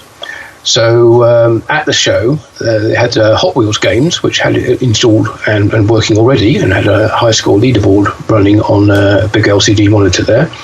Other games are going to have it added to their software in updates. So it's very much, as we were saying earlier, about sort of coming down to a a Stern Pinball Insider Connected system, and everybody else going with Scorbit, which Jersey Jack Pinball have also incorporated into their system. Yeah. So wait to see whether any other manufacturers decide to put Scorbit in as well. In the Scorbit seminar, which they had, they also mentioned that they are now including virtual pinballs as well. Although they are treating virtual versions of games as coming from a different manufacturer than the physical version. So if you had a American Pinball Hot Wheels game and a virtual version of Hot Wheels games, you wouldn't be comparing the scores on one against the other, because there'll be different machines will be treated as Hot Wheels but from different manufacturers. One will be from American, one will be from homebrew. Right. Okay. So now we mentioned that we had a factory tour at American Pinball. One thing that we haven't commented on yet, but we did notice, as it was hard to miss, there were plenty of finished playfields laying all over the factory floor and the storage room floor, stockroom floor, whatever you want to call it. Apparently, American Pinball is waiting for cabinets to put these games in. So, not sure whether that has to do with the supply chain issue or whether the supplier of cabinets is just busy with other orders. But plenty of games waiting to be for cabinets to arrive in order to be able to ship out. Yes, all the, as you say, the playfield was there, all the cabinet art was there, the power supplies, everything else was waiting to go in them. But really, it was just they when we were there, they were expecting a delivery of cabinets later in the day. Hopefully, they arrived, but we don't know how many that was going to be. But there's certainly, that seemed to be the block on them shipping more games. Yeah, so and other than that, the factory looked very neat and impressive. It did. With 2 production lines. Yeah, in a rather small area. I'd say a fifth of what Jersey Jack is using, so to speak. Yes. Recently, when I visited the factory, before it had been refurbished, it was a much larger space than American Pinball, so they were going to set up in the entire area and have up to 5 production lines in there for short runs and for various extras. But since then, Aimtron have taken over half of the building, I think. So they have had less space than was anticipated. But even so, they seem to be using it well. And as I said before, it looks very clean. efficient. Yeah. Oh, okay. So that's. I think that's about everything from American Pinball. Yeah, well, we might have David Fix come on later, I understood from you. So, that's the aim, and we will be able to talk about the Pinball Expo experience, as well as what's happening in American Pinball. Yeah, so if you thought it was going to be a less than 2 hour podcast, I hate to disappoint. Yeah, we're not even halfway through yet. Yeah. So that's okay. Yes, so let's get moving. Just 100 people just turned off their. Yep. So, okay. Spooky Pinball. Yes, they were at Expo, which was nice to see. Yeah, having previously decided not to. Yes, I didn't see Charlie or Katie. No, but Buck was there. Yes, he was. With a couple of other people that are part of the Spooky crew. They brought a couple of Halloween games. Not sure they brought Ultraman, actually. No, they brought 2 Ultraman games. They had a TNA 2.0. Yeah, there, which is now called the Collector's Edition. Right, okay. But that game was at the floor. And I've seen reports that they also started shipping the first collector's editions of Total Nuclear Annihilation. So that game is on the line, and that's good news. I was surprised to see the thickness of the green plastic protectors that are being used on the game, as I think the original run of TNA in some cases also had plastic protectors which were probably a third of the thickness compared to the ones that they use on the collector's edition now. Okay, so maybe that's an upgrade then. Perhaps they're getting broken before, and now they're more robust. Right. So just checking my photos. Yes, there was a single Halloween machine, 2 Ultramans, and a TNA collector's edition machine there. Right, and the usual spooky swing. Oh yeah, and playfields as well were available, and as I say, caps, T-shirts, badges, you name it. Yeah. Yeah. So, but it was nice to see Berk at the show, and it was nice to see Spooky represented properly this time. Yeah. Yeah, and I did ask him about the current position of Charlie, his father, and the founding member of Spooky Pinball, which it appears that it looks like Charlie stepped down. And all he would say is that Charlie is enjoying life. Taking a break away from pinball. Away from the company. But maybe not. It's not like Berk is replacing Charlie. There's a lot of people making decisions, so it's not like the Sam Stern, Gary Stern situation from 40 years ago. Okay, but it. But for now, Charlie is still involved, but also enjoying. But wasn't at the show. No, he was not at the show. Right, as far as we know. Not that I've seen. Yeah, not on the spooky stand anyway. Okay. Yeah. So. Well, we wish him well, and. We wish everybody well. Yeah, absolutely. Okay. Did we mention that they've hired a new programmer? Not yet. Oh, okay. Let's mention that they've hired a new programmer then. Oh, do you know the name of this new programmer? I believe his name is Matt Kemp, and as I understand it, he'll be working on enhancing the Halloween and Ultraman code initially, and then working on future titles.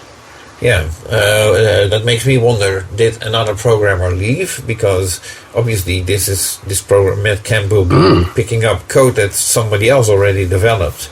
Well, that's the thing about announcements of new hirings. You never get to hear about the people who've left, do you? Normally, no. In fact, we hardly even got to hear about Pat Lawler having left. Yeah, I'm not even sure Pat Lawler was that happy with his retirement being announced. Perhaps no one's told him he's left. I don't know. Yeah, I what? Well, it was on the podcast. It must be true. Okay, right. So that's. I think that's wraps up Spookies. Let's move on to Chicago Gaming. You also had a big stand at Pinball Expo where they had 10 Cactus Canyon machines, all different versions, with I think 3 of them having the interactive toppers on. I think there was the SE Plus, which was the standard edition with the topper, and I think they had an LE one there as well, which was standalone away from the others.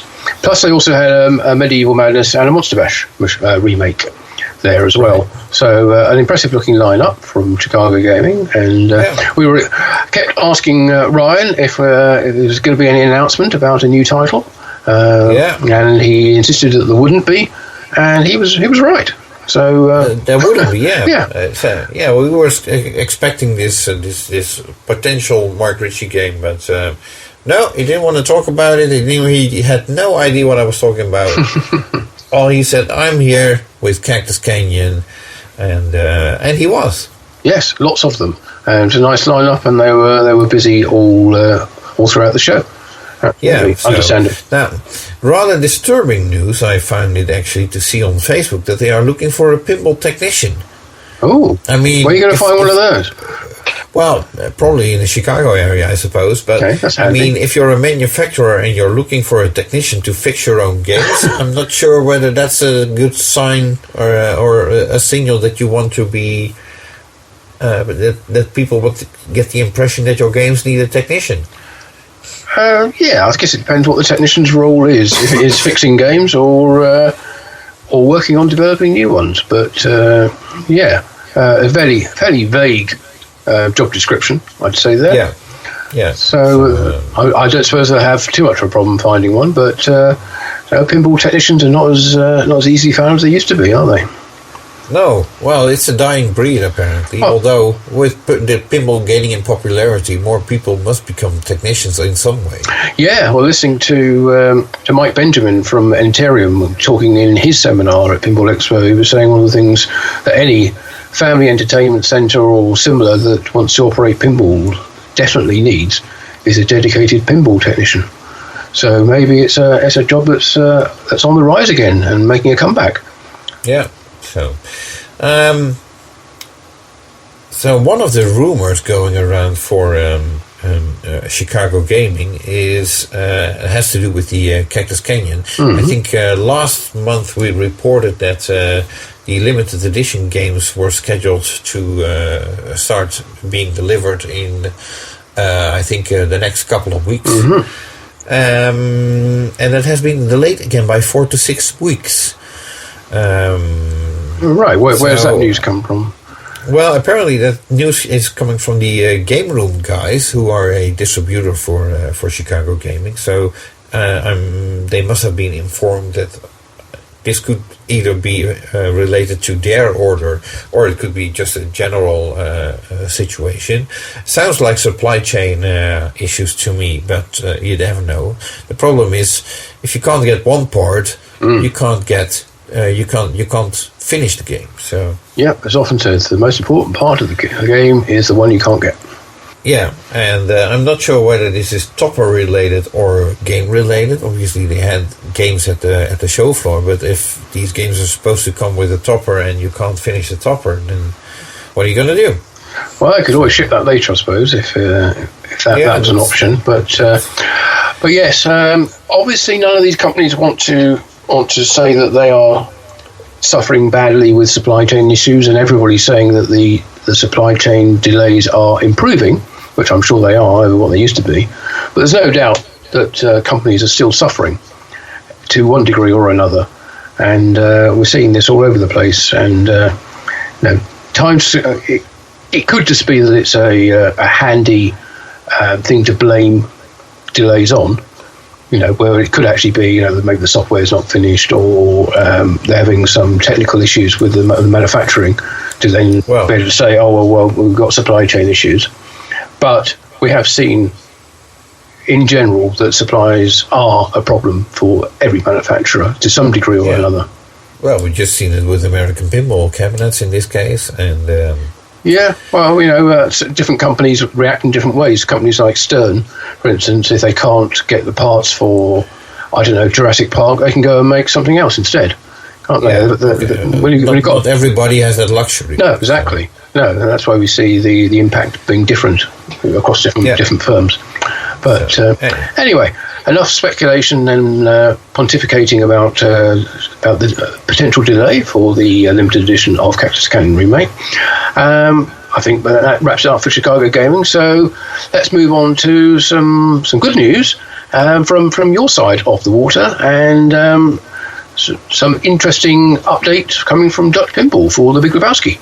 Yeah, they finally released their version 1.00 for the Big Lebowski, which is a huge update, and the one that impacts the game in multiple ways. Of course, many were wondering when the wizard mode would be available. Well, that has now been fully implemented, the Dude Abides wizard mode. But they also made the wizard's goals much more reachable. They also added bowling ball perks and full bowling scoring and high scores, new bowling challenges. There's a multi-ball playfield multiplier which goes up to 5x. That sounds like a game changer by itself. Right, and so there's side character jackpots, more mystery awards divided over 3 levels, new callouts, new music, new sounds, new animation, and clips. Well, everything I've seen posted about this, people have been rhapsodizing about what a huge and amazing update it is. Now it totally changes the game. So yeah, and it was massive congratulations to Barry and Kuhn and the whole team at Dutch Pinball.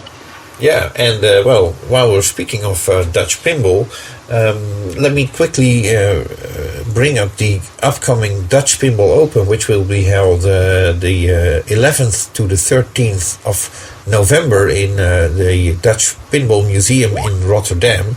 I know that's 3 times Dutch Pinball in a various capacity. Dutch Pinball will be providing prizes for our quiz to win. So if you want to win Dutch Pinball goodies, make sure you're a participant in our So You Think You Know Pinball quiz at the Dutch Pinball Open. Sounds great. I must be there. Well, you must certainly be there. We're doing this together. Right. Okay. No, I'll definitely have to be there then. Yes. So we're doing it twice. Is that right? On Saturday?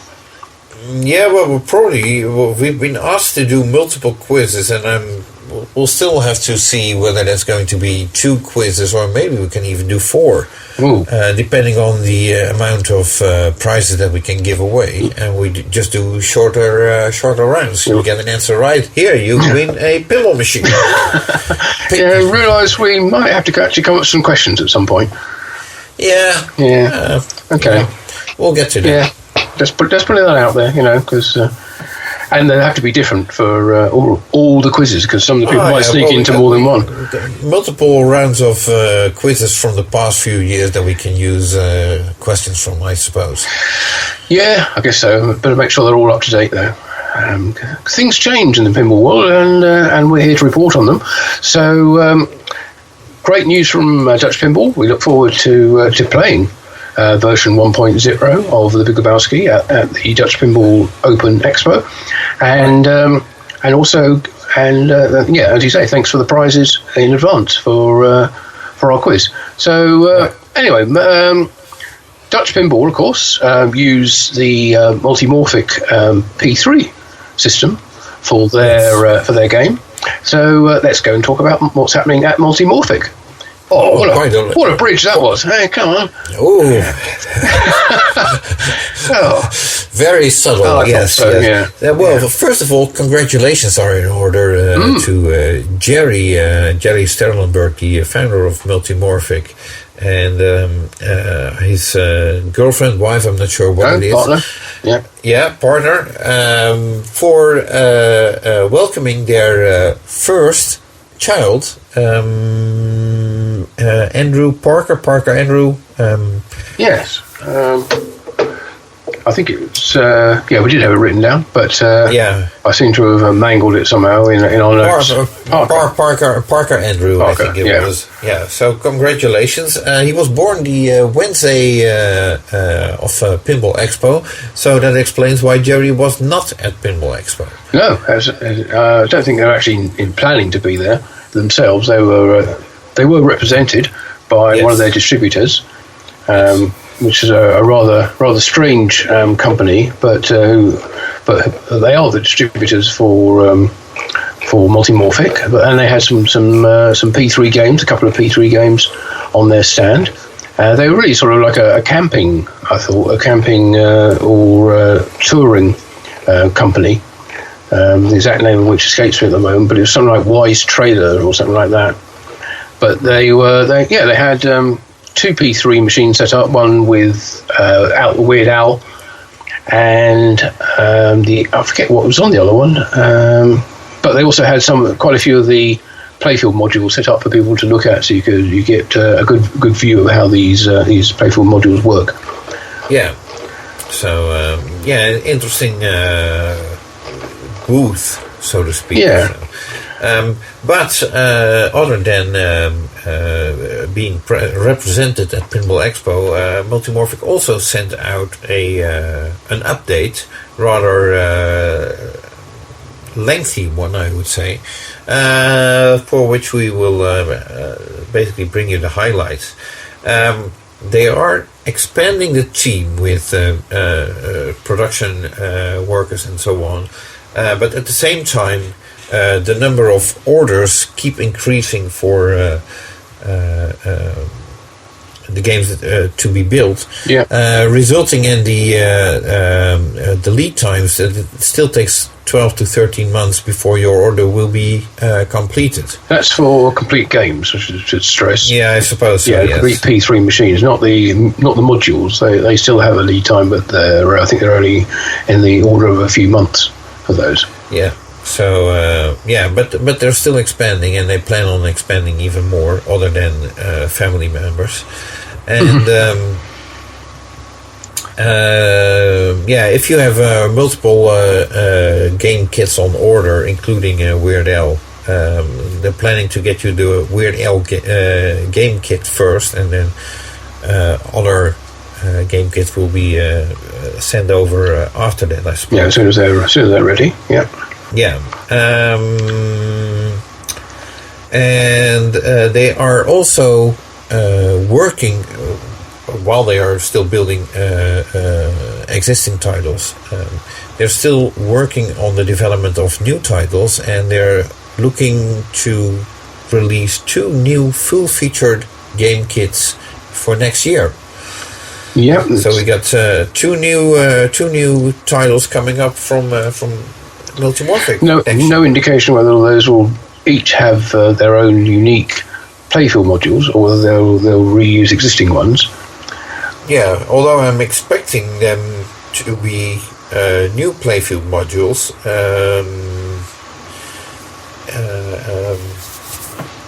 Instead of new rules or new software for existing ones. But I might be wrong. Yeah, well, they obviously already got quite a large number of different playfield modules out. I think what they tend to do is to produce their own game and playfield module as a kit, and then rely on third parties to produce new versions of software or new games to run on existing modules. That seems to be, or third party, or not sort of like, I don't want to use the word cornerstone because that's very much associated with Stern, but their own primary titles always seem to have new modules, while other people work on retheming them. Yes. Okay. So, oh well. Yes. Good news for Multimorphic. They're working on the orders coming in, and those are increasing. So a healthy company. Yeah, I was saying that as people get to experience the game more, they're ordering them themselves. So they seem to be, I don't say a victim of their own success, but they seem to be successful. Put it that way, which is great.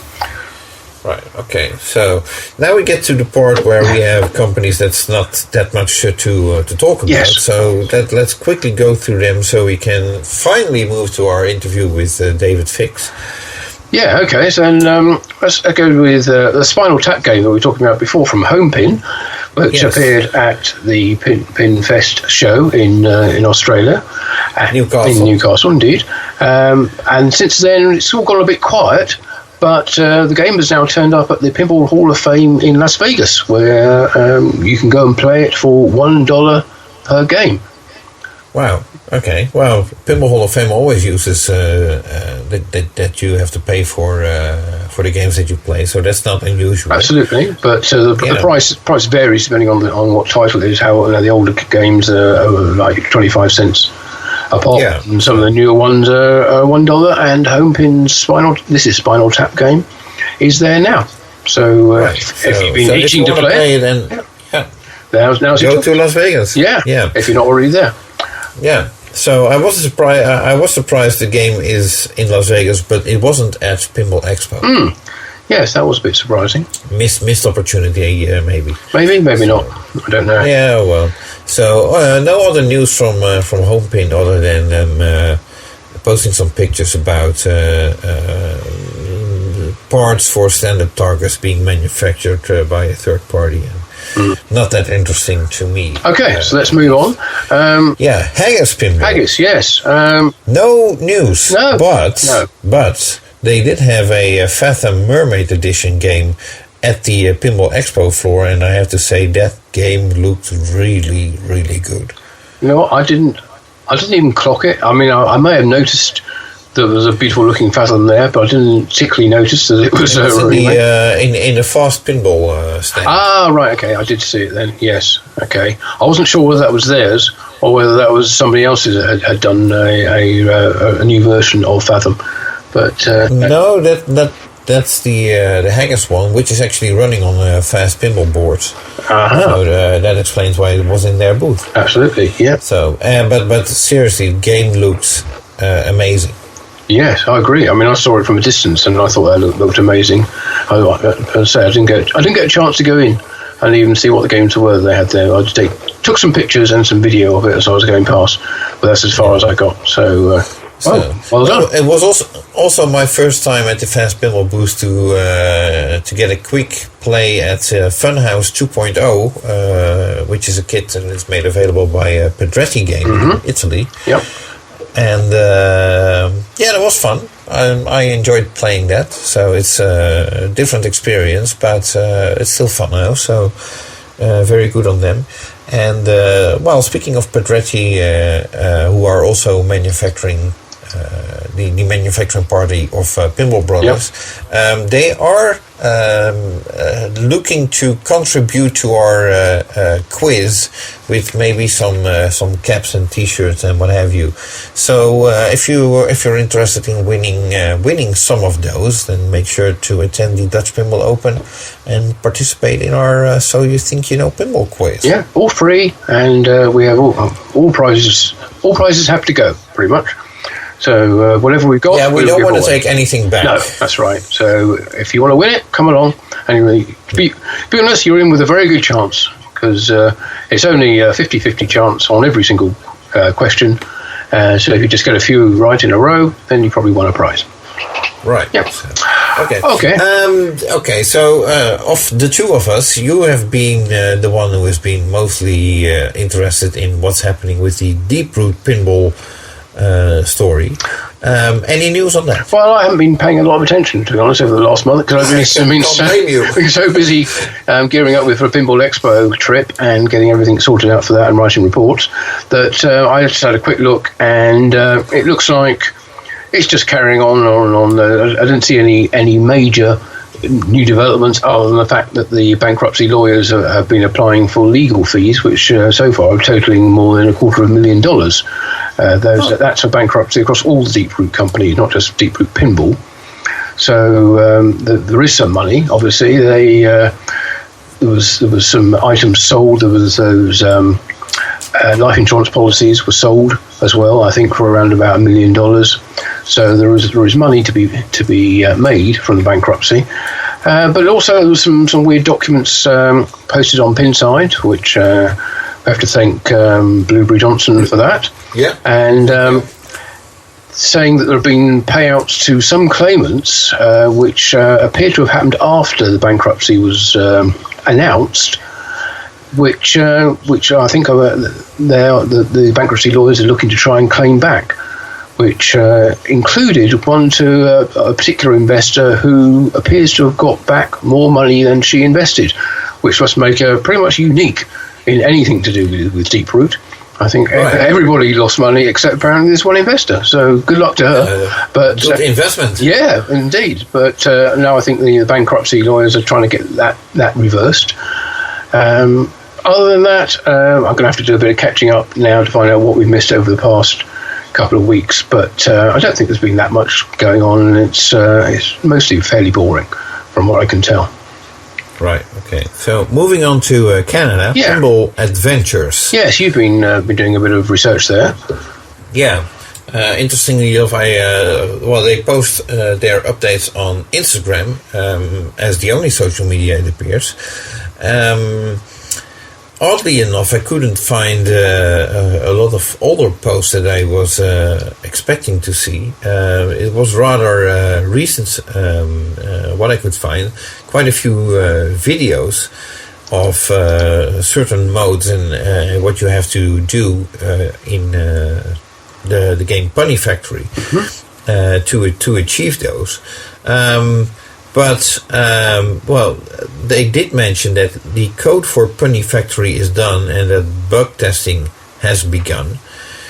From the videos, what I could see, you see the screen or a playfield and a mode starts, and I'm sure they were rolling a ball by hand to indicate what shots need to be made. Code might be done, but choreography-wise, I think there is a lot to be gained, as it came across to me as rather slow, lots of stop and go, speed up the game a little bit, But that's up to them. I found it rather disappointing they were not present at Pinball Expo. So and the only thing that might explain why they were not there is that they just announced that Punny Factory, which I think we have been talking about for probably forever, 2 years now, seems, will be is scheduled for release on December 1st. So we might get back to that on our next PINcast, although that will be looking back at the month of November. But I'm curious to see whether this will be a full-on release and whether games will be available to play or to order and what have you. Yeah, and where from? But so as well as the other question. If you want to buy one, where are you going to get it from? Right. So, and well, I suppose that's all the news from Pinball Adventures for now. But hopefully soon we get to play the game. Well, it is interesting that they seem to have gone back to being working on Punny Factory. Last time we were discussing why that game seems to have been shelved, and they seem to be giving all the attention to Elements, their next title, which is the next title. Yeah. Really. But well, Punny Factory is getting the love again, so good news. Let's get that released and let's have a look. Let's play it. Right. So okay, and then here's a company that we don't talk about that often. They're working on a game, but they're not that visible news-wise, I would say. Okay, so I guess we're talking about Circus Maximus and their planned Kingpin project. Is that right? That is correct, indeed. Okay. Yes. Well, you've been talking to James Loslin of Circus. Pinball Expo. Yeah, it was very nice to see James. Actually, I saw it. Informed me. He sent me an email a week prior to Pinball Expo, informing me that Georgiana Cunningham had passed away at the age of 82. I'm sorry to hear that, and my condolences to the Cunningham. That was Jean Cunningham's wife. Yes. Yes, right. Indeed. So and. I then ran into James at Pinball Expo, and we had a brief email correspondence a couple of months ago. At some point, we mentioned there was no news on Kingpin, and he got a bit upset and was like, "Well, you didn't ask." That's true. We didn't ask. We went with what we could find online. As it turned out. James has been involved in a dirt bike accident a couple of months ago, which has caused him to heal, I suppose. He mentioned he broke a couple of things in his back. I'm not sure exactly what. Yeah, definitely not good. So it took him quite a few months to recover from that. And besides that, he's still dealing with court cases regarding the sister of Python, Angelo. Python has already been gone for a couple of years, but his sister is still prosecuting James for whatever reason. Yeah. Hopefully that will come to an end this month. At least James is hoping it will be, because so far I think she lost every court case that she attempted against James, and hopefully this will be the last one, and then he can leave her behind him, so to speak. Yeah, move on and get the project back on track. Yeah, exactly. So, and it's a good thing that James was at Expo, which is telling me that his recovery went rather quickly, I suppose. Although it still took out months of the project. He hopes to get his groove back in the project. It's certainly not a dead project, but he needs to get into the zone. Yeah, needs some impetus behind it to get it moving again. Yeah. That's what happens when these things stall for too long. But best wishes to him, both on his full recovery from his back injury, and also in getting back into working on Kingpin, because that's something we'd all like to see happen again, I'm sure. Yeah, so there was some other news regarding Kingpin. He mentioned he's still looking for some files, but he might have found someone that actually is in the possession of certain files that he's looking for, and he was able to make a contact at Expo that could connect him to that person. So hopefully that will result in a much quicker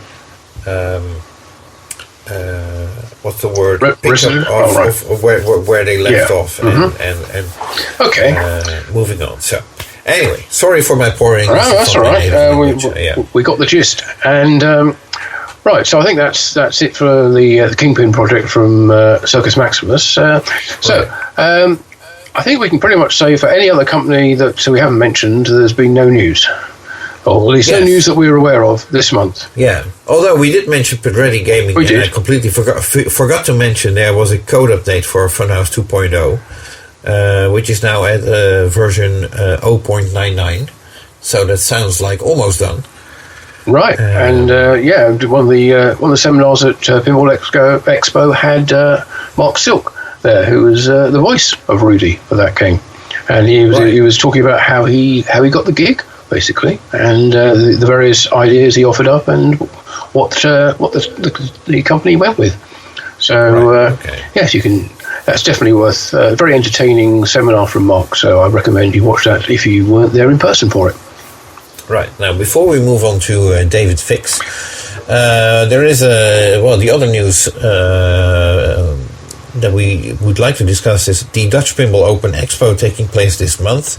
Special guests will be Eric Meunier and Jean-Paul de Win of Jersey Jack Pinball, and it's not. I've only asked, and I'm not sure whether it will happen, but there is a possibility that Jack Guarnieri might be joining them as well. Ooh. So, wow. But that all depends on how affordable flights are and so on. JJP takeover of the TPO. Yeah. Well, why not? Indeed, why not? I mean, Jean-Paul is doing a great contribution to Jersey Jack Pinball, so... yes, and... we Dutch, we have a hand in everything. And Jean-Paul de Win, another speaker at Pinball Expo, just talking about the art of JJP. Yeah, and the development of the user interface used on the games, and he was there with Mark Molitor and John Yowsey. Yep. Yes. Yep. So very interesting seminar, I think. So I think you know where you can watch it by now. So I think so too. We won't recap that. So, but speaking of watching, there is this movie about the Roger Sharp story, so to speak, Pinball, the man who saved the game. That movie has been played at several film festivals, so far, in the US, where it has been very well received. Indeed, it's won several awards, including Audience Choice Awards.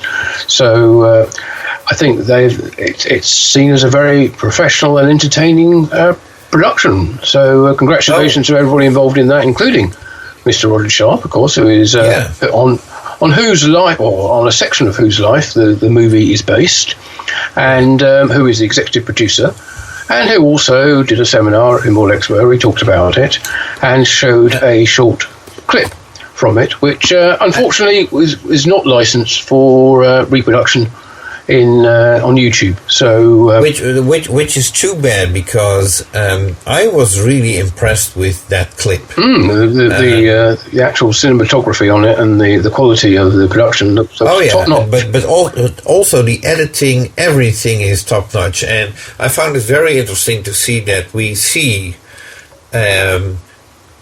Roger Sharp being portrayed by an older actor commenting on young Roger Sharp as he is playing pinball, and that's sort of how the movie is put together, where old Roger Sharp is explaining certain situations from back in the day for the audience that might not be aware of.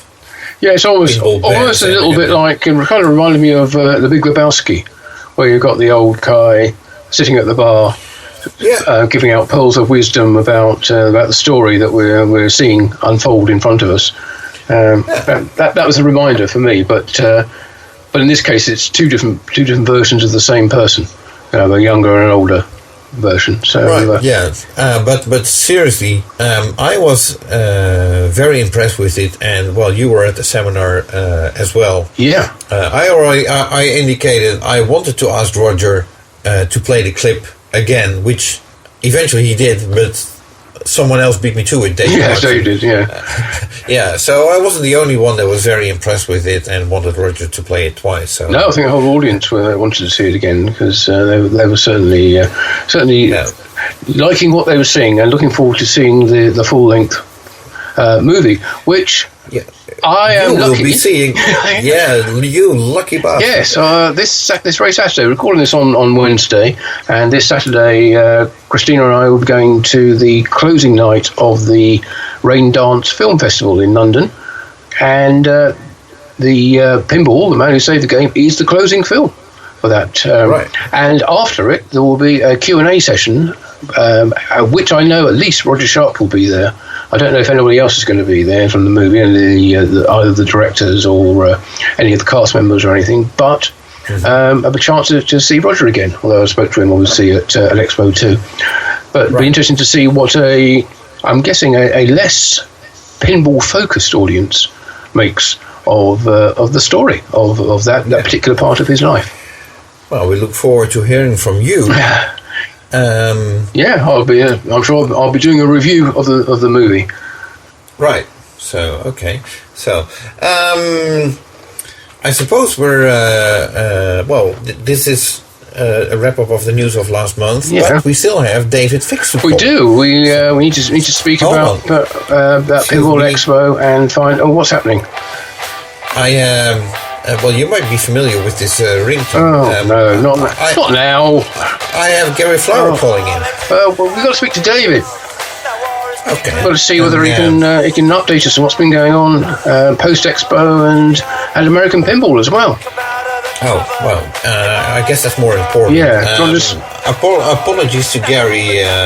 Can't take your call right now, but I'll call back as soon as I can. Let's see if we can get to him after the interview. Right. Okay. So we are joined now live by David Fix and Rob Berk from Pinball Expo organisers. Oh man, you two must be absolutely shattered after all the work you put into Pinball Expo this year. Yeah, and before you comment on that, allow me to say congratulations on such a great event. Thank you, guys. We had a lot of fun putting it off. I know my wife especially had incredibly long hours every single night till 2 a.m. Yeah, she was always around. Whenever I went into the hall, she was always there organising things. That's why she likes that candy. It keeps her awake. I guess. Well, let me also thank you, Martin, and you, Jonathan, also for all your dedication, your help with the seminars and the audio, wonderful, and everything. Yes. You guys did an outstanding job. So listen, it's just not Rob and I, but it's a whole team of people. And Jonathan and Martin, you both, thank you very much for all your dedication. Oh, well, thank you. Thank you. It was mostly Martin's work. I only tried to help out where I could, and he wouldn't let me do much. But still, it was hugely appreciated. Anyway, but so now it's all over, and I assume it's all over. Or does the work of tidying up from this year's show still continue? No, we got it tidied up, but we're still having meetings. We're talking about, good parts of the show that we had, what we're going to be doing next year. Rob's got some great ideas already. He's like, how do we make this show better, right? And we've already had some good feedback from a lot of people, including you and Jonathan. So, thank you for that. And we continue to build, it's a passion of love for Rob and I. Martin, the one thing that for me was, let's face it, I've been here since day one, so I've seen the show, go in those ups and downs. But, you never like to hear the negative. And there was negative last year, and I think one reason was people didn't like the cement floors, for instance. Right. Mm-hmm. So I didn't hear a single complaint this year. So I guess like anything else, people are used to a certain culture and climate of a show, and it was different because they were used to the hotel environment where it's carpeting everywhere and so forth.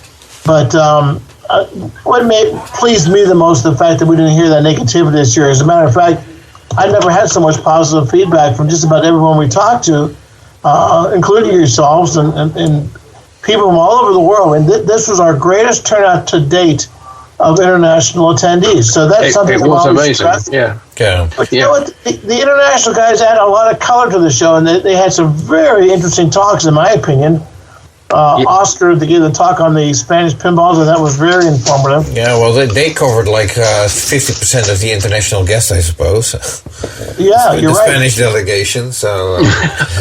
well, yeah, there was like, 25 of them? Yeah, something like that. Yeah. Almost as many as you Dutch guys.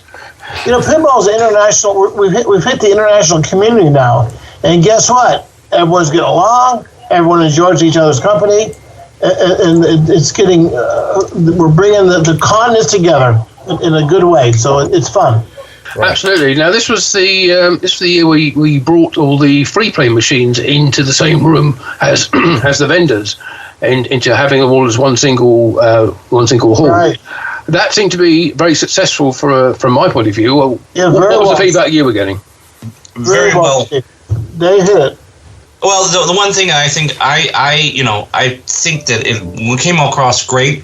I looked at different aspects of how we could make it better. So next year, that instead of having like two banks of EMs next to each other, we're going to have some solid states and EMs. You know, we're gonna mix it up an awful lot so that it draws everybody. You know, right? Good idea. So, but for the most part, the show was very well received. The games mixed in, people loved it. It kept people moving around. It was a hit of the show. I mean, we did a lot of. I've been watching a lot of people's reviews of the show, right? I've been watching them as their walkthroughs. I saw yours, Martin. Yep. I saw other people's walkthroughs. And it's just like every time I saw people there, all the vendors have gotten back to me, and quite a few of them have basically shared that they had constant flow of people. So even though, it's a big room, 60,000 square feet, we kept it pretty hustling, pretty good. Yeah, one of the things which I found on the few times I was able to actually get into the hall was it never ever seemed crowded, whereas but back in the West End it pretty much always seemed crowded in various areas. So while I thought, well, that's great. I have no problem getting on any games, or at least a game. If I want to have a game of pinball, or if I want to get to anywhere else in the hall, there's no issue doing that. But I was almost concerned that it was too quiet. How were the numbers for you? This is our largest attendance today by far. Is it really? Wow. Yeah. That hall just swallows people up, I think. Martin, you got to remember one thing. First of all, we had that wall last year, so that wall kind of divided the people. So we weren't there, so we don't know about that wall. We haven't seen it. Yeah. So that wall, that's right. So that wall opened up 70,000 square feet. So it gets even more interesting. 2 years from now, we're pulling down the third wall. We're going to 100. We're going to 100,000 square feet. Wow, you're taking over the third hall, as well. Yeah, for the 40th. Where's the gardening show going? Because I need to get my gardening equipment. I know. Well, I had some of our attendees popped over to the gardening show, and they were just like, "What's going on in this show?" And they said they were being. The attendees of our shows were being swarmed by the gardener people because they were like, there's nobody in this show. So unfortunately, we drew, people were going to the gardening show and said, oh, there's a pinball show. I'm going to go to that one instead, I think. It was very well attended. Very well. Guys, what makes it fun for Dave and I is just the team we put together. And we're all able to connect. We're all able to talk. We're all able to brainstorm. Yep. And it really helps make for a cohesive team that allows these shows to get off, with little or no hitch. And we've been very fortunate. And you guys are, like Dave alluded to, you guys are part of that team because it's an integral part, very integral part. And just to give people an idea of exactly the scale of this show, how many people roughly, I mean, it's very difficult to put exact numbers on it, how many people roughly would you say are part of the organising team for Pinball Expo? Oh, the organizing team? Yeah. I think it's over 20, if not easy more. Maybe close to 30 right now. Right, those are the people who are in the planning stage of the show, yeah? Yes. Yeah. Oh, yeah, as it gets closer to the show, and more people are incorporated because the needs increase as we're realizing any shortfalls we have. Plus, you got to imagine, guys, think about this. You know, we pulled over 100 games that we brought to the show, you know, from my collection. Mm-hmm. So the amount of manpower just to pull all this stuff down and get it all scrutinized, that was a job in itself. Plus, something we did different this year was we had those 100 games set up in my soon-to-be museum.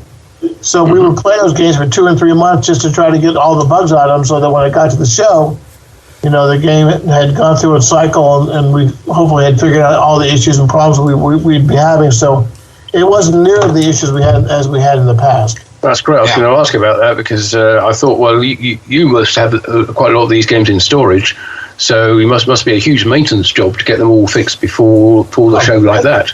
Big time. Yeah, so, you know, there's so many hours behind the scene. Only the guys that do these shows realize just the hours and hours behind it. Plus, you got to admit, guys, you know, from my perspective, all the seminars that we put together, is wall to wall, 80 hours, well, about 60 hours of seminars, just unbelievable. But we pulled it off.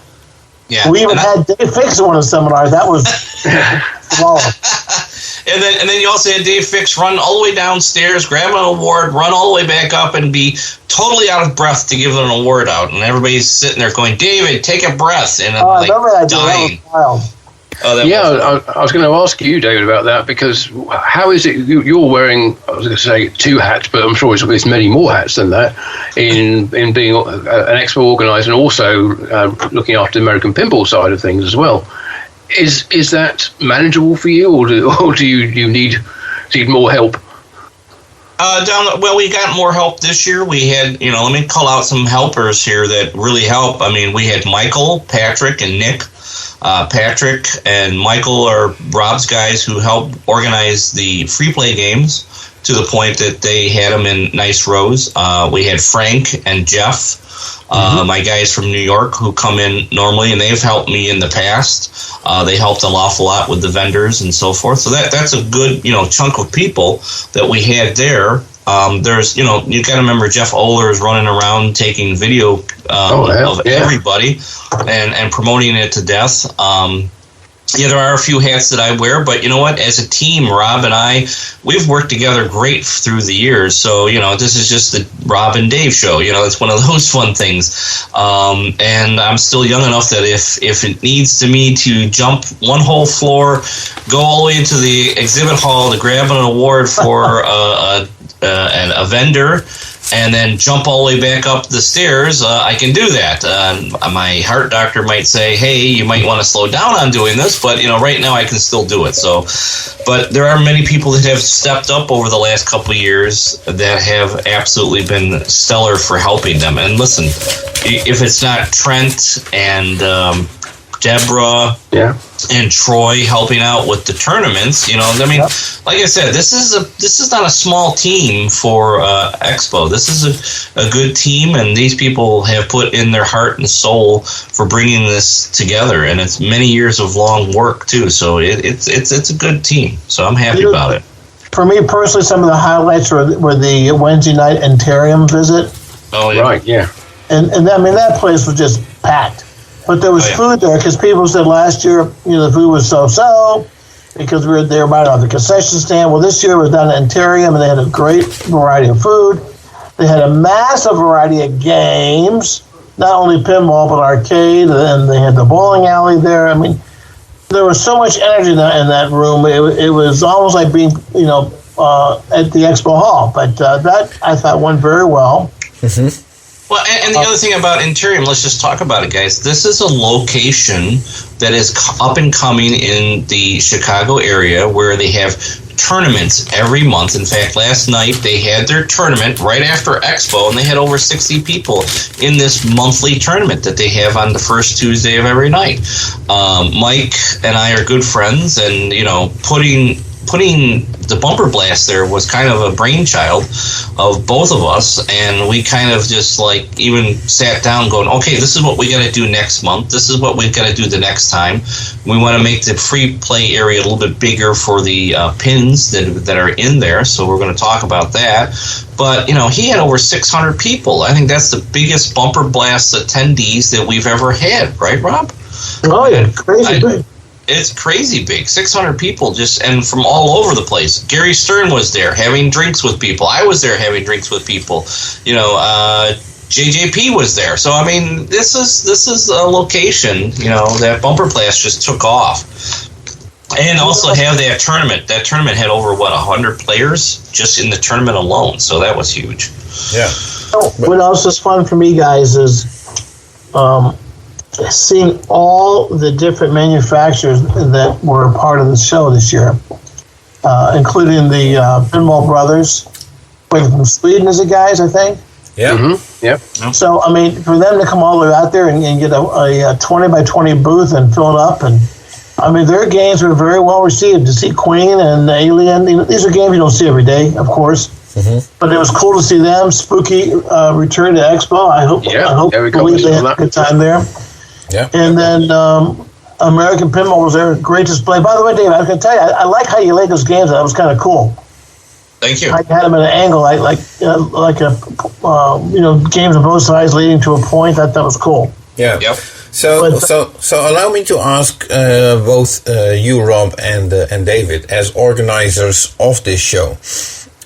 Obviously, there's a lot going on, and you have to run from A to B to C to make sure that everything is running smooth. Do you actually get to enjoy the show during the show? Because I can imagine that you hardly have any time to play a game or anything. That's a great point. I'll go real quick, David, then you go. But from my perspective, the team is getting stronger and stronger to the point where actually, at least from my perspective, I got a few minutes to get a breather. But, a lot of my time is spent putting fires out like it is with Dave. But also when it's not, it's just walking around and thanking the vendors for being there. So that was my fun time. And then, like you guys are alluding to, you don't even know who's there until you actually see their booths. Hey, I didn't know you had this stuff. That's pretty cool. I mean, the one guy that came this year was a guy named Pinball Wizard out of Utah. Yeah. And no one really heard about him, but they came and they couldn't thank me enough. He said, boy, this was a great show for us, but a great awakening to the sides of this pinball community because they had never been to a show. They have a mail order. The other Pinball Wizard. Yes, there were two Pinball Wizards. Yes. Yeah. They have an internet business. They're everything from boards, circuit boards, you name it. And they were very, very pleased. So those are the kind of fun stories I like. That's the personal satisfaction that I got. What about you, David?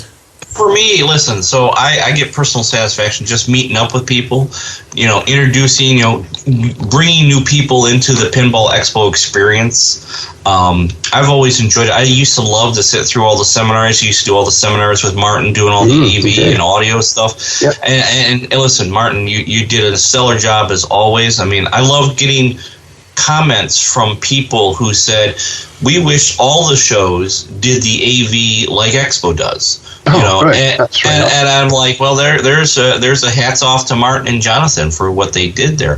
But I also get enjoyment out of just, associating and getting people there and putting out the fires and trying to put this together.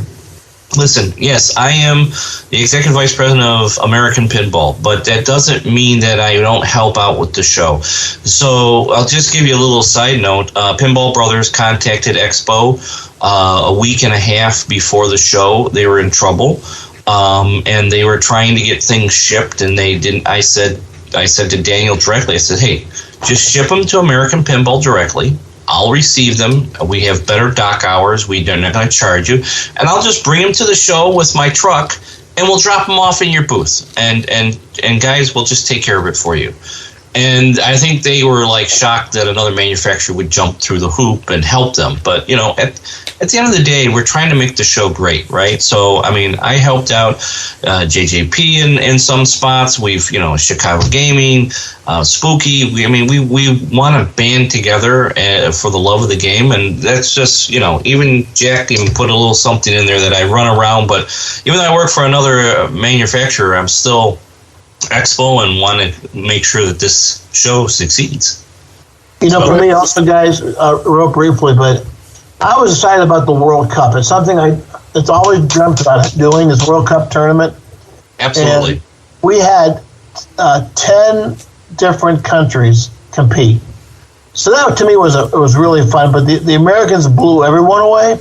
So I'm hoping people listening to this broadcast will say, the Americans will not win. I'll be back. Guys can come here and really show the players that America isn't always the top dog. And I was hoping that someone would give him some hard time, but it was fun. It was an international tournament, which is what I really wanted, and I hope to expand on that.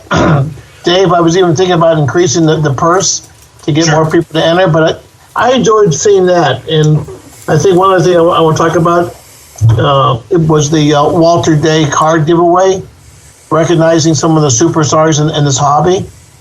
And I think that went over very, very well. And the people that got it were very pleased and very happy to see them. Indeed. And I have to say, I don't know where Walter found it, but somehow a box of my superstars from 2015 showed up at the show, which I thought was lost forever. I thought they only made like 10 of them and gave them to me. But I had people coming up going, "Hey, I found this card." I'm like, "Where did you find that?" I mean, they're very rare. But yeah, thanks to Walter and the rest of the team for making the superstars and those people who jump through hoops and are really doing some beautiful things with their games. Hey, Dave. Yes. Martin and Jonathan, I have about 5 minutes, but I want Dave to mention something now because this is something that he had the brainchild, and I'm going to have him talk about it more so than myself, and that's the homebrew section. Oh, yes. Wow. Mm-hmm.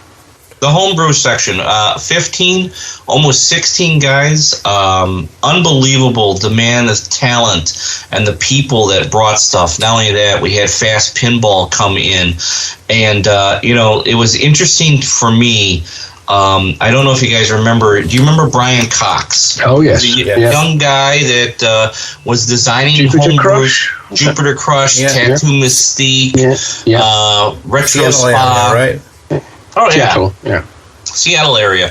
Yeah. He had been out of it for a little bit, and I had reached out to him when I first started at American, and, I just prompted him a little bit, and he, to see him come back and see the homebrews and what the guys have been doing, it was phenomenal, right? I mean, there's also, I want to explain something. So the American Dream competition went through. We had the person. Due to the problems that we received last year under, what happened with the American, just the competition we had with the homebrew, we're keeping that kind of quiet right now. Who won?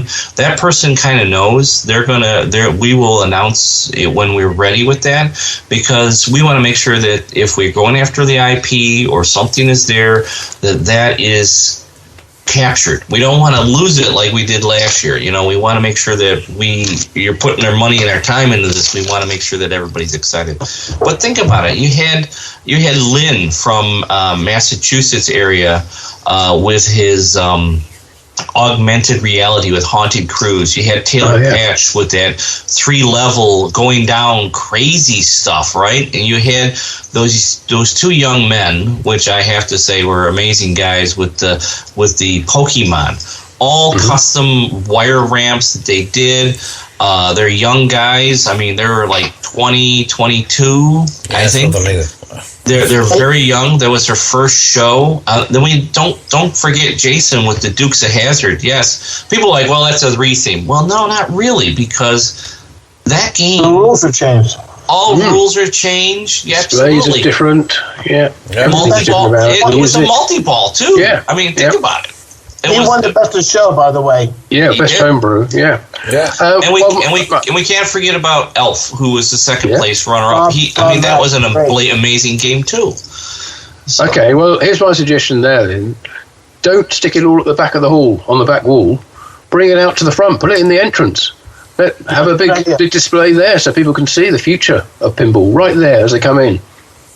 We could do that. We could actually maybe move it. You know, the only reason we had it in the back of the hall because it's an attraction and everybody seems to wander back there and find it.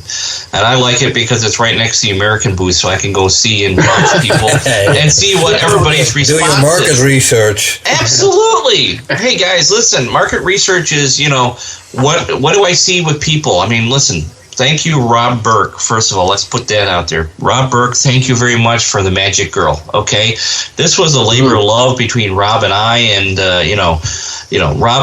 Rob and I meeting up in Erie, PA, to get him the Magic Girl so that he could put it in his car and drive home almost an hour with the alarm going off because his back door was open. And why did he do that? Because he wanted to make sure Magic Girl got to the guys over there, Eric and Max and the team, and to get that game fixed up, and not only that, bring it back to Expo. I mean, guys, think about that. So that game was sitting in Chicago. Dave drove from Chicago back to Buffalo. Then I met him in Buffalo, and he put it in my car. I took it from Buffalo to Ohio. Then I shipped it by air freight from Ohio to Amsterdam. Damn. Eric Bartles was the guy behind it that brought that game back to life. He had it for about 3 weeks, fixed it up, and then Max helped me put this whole thing together, and they shipped it back to the U.S., and then I brought it to Expo. So, wow. All for the spirit of Expo. And let me say something. None of these costs, especially overnight shipping, were cheap. No, but you got the only working American Magic Girl in America now. At least for now. At least for now, yes. But know, one other thing I want to mention, guys. In fact, Martin, probably knows gentleman better than anyone else, but Neil McRae. Mm-hmm. Yep. Right. So Neil does the UK show, or he's part of that UK show? Yeah, he runs the UK Open tournament. Yep. So we're talking, and I think what we're going to do is we're going to fly the winner of that event to Expo next year. Oh wow!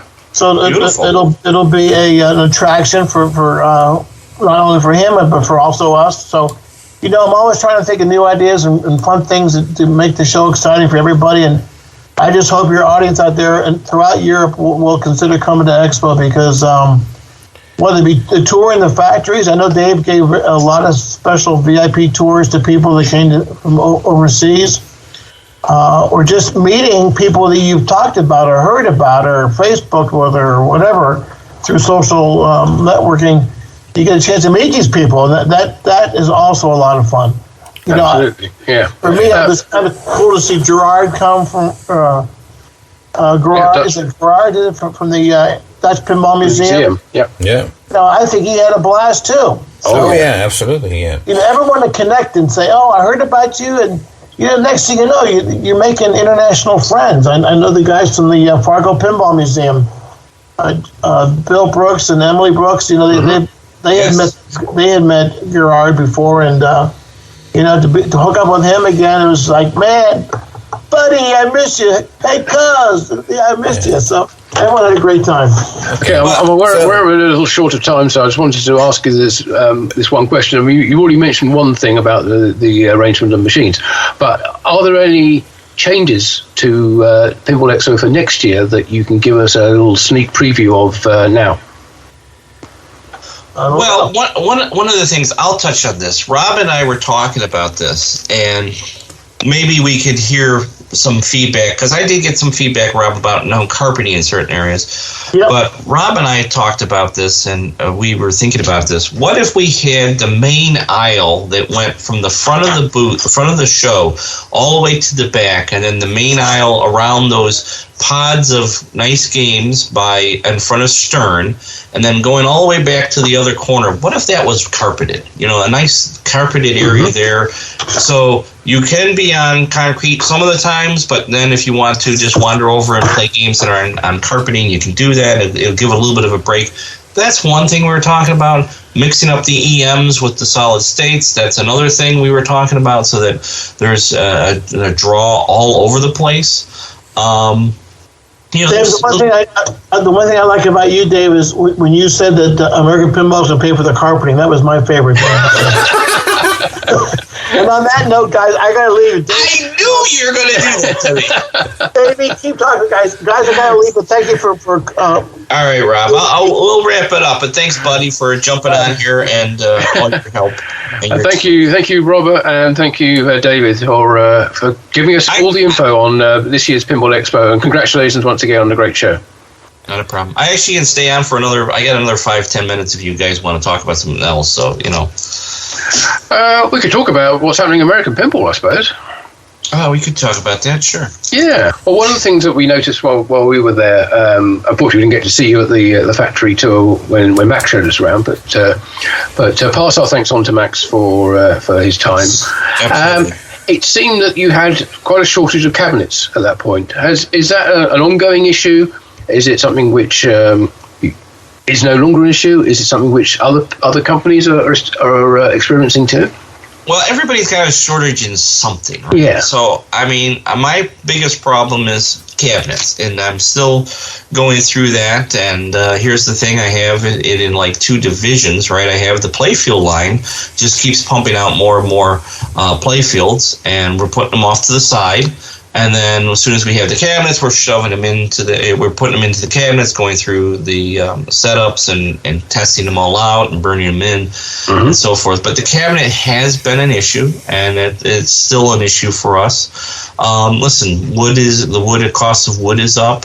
The costs of, and I guess this is kind of for us, is that we have a standard on our cabinet, which is, it's very well built. Most people who walk in and play an American game and they shove my competitor's game, they go, okay. And then when they give a push on American, they're like, whoa, that's got some heft to it. We like our cabinets, and we have them designed a certain way, and it's just, unfortunately, we want to make sure we continue with that quality. So. Right, so you're limited in who you can get to make them, I suppose, at the moment. Correct. And the wood, and in fact, the wood that we normally get our cabinets just recently it was crazy. Can't be received right now. We can't get it. So I ended up signing off on going to a maple cabinet. So right now we're paying for a little bit more on the wood, but we have an actual nice maple cabinet that we're building together on that. So that's pretty cool. So we went the other way. Most manufacturers, some people said, well, why don't we use this kind of material? I'm like, no, I don't want to use that material. It's cheaper. It's just not cheaper, right there. I'll pay the few bucks more and get it in maple. It's kind of funny. It's like, the manufacturers of the cabinets looked at us and like, you'll actually pay the extra bucks for the maple? I'm like, yeah, because it's a better cabinet. It's a better wood. At least until my other cabinet or my other source material can come back, which most people, it's pretty hard to tell the difference between the two materials. But is the shortage of the previous material due to what's happening in Ukraine, or yes, it is right? Yeah, okay. It is definitely affected by the war in Ukraine.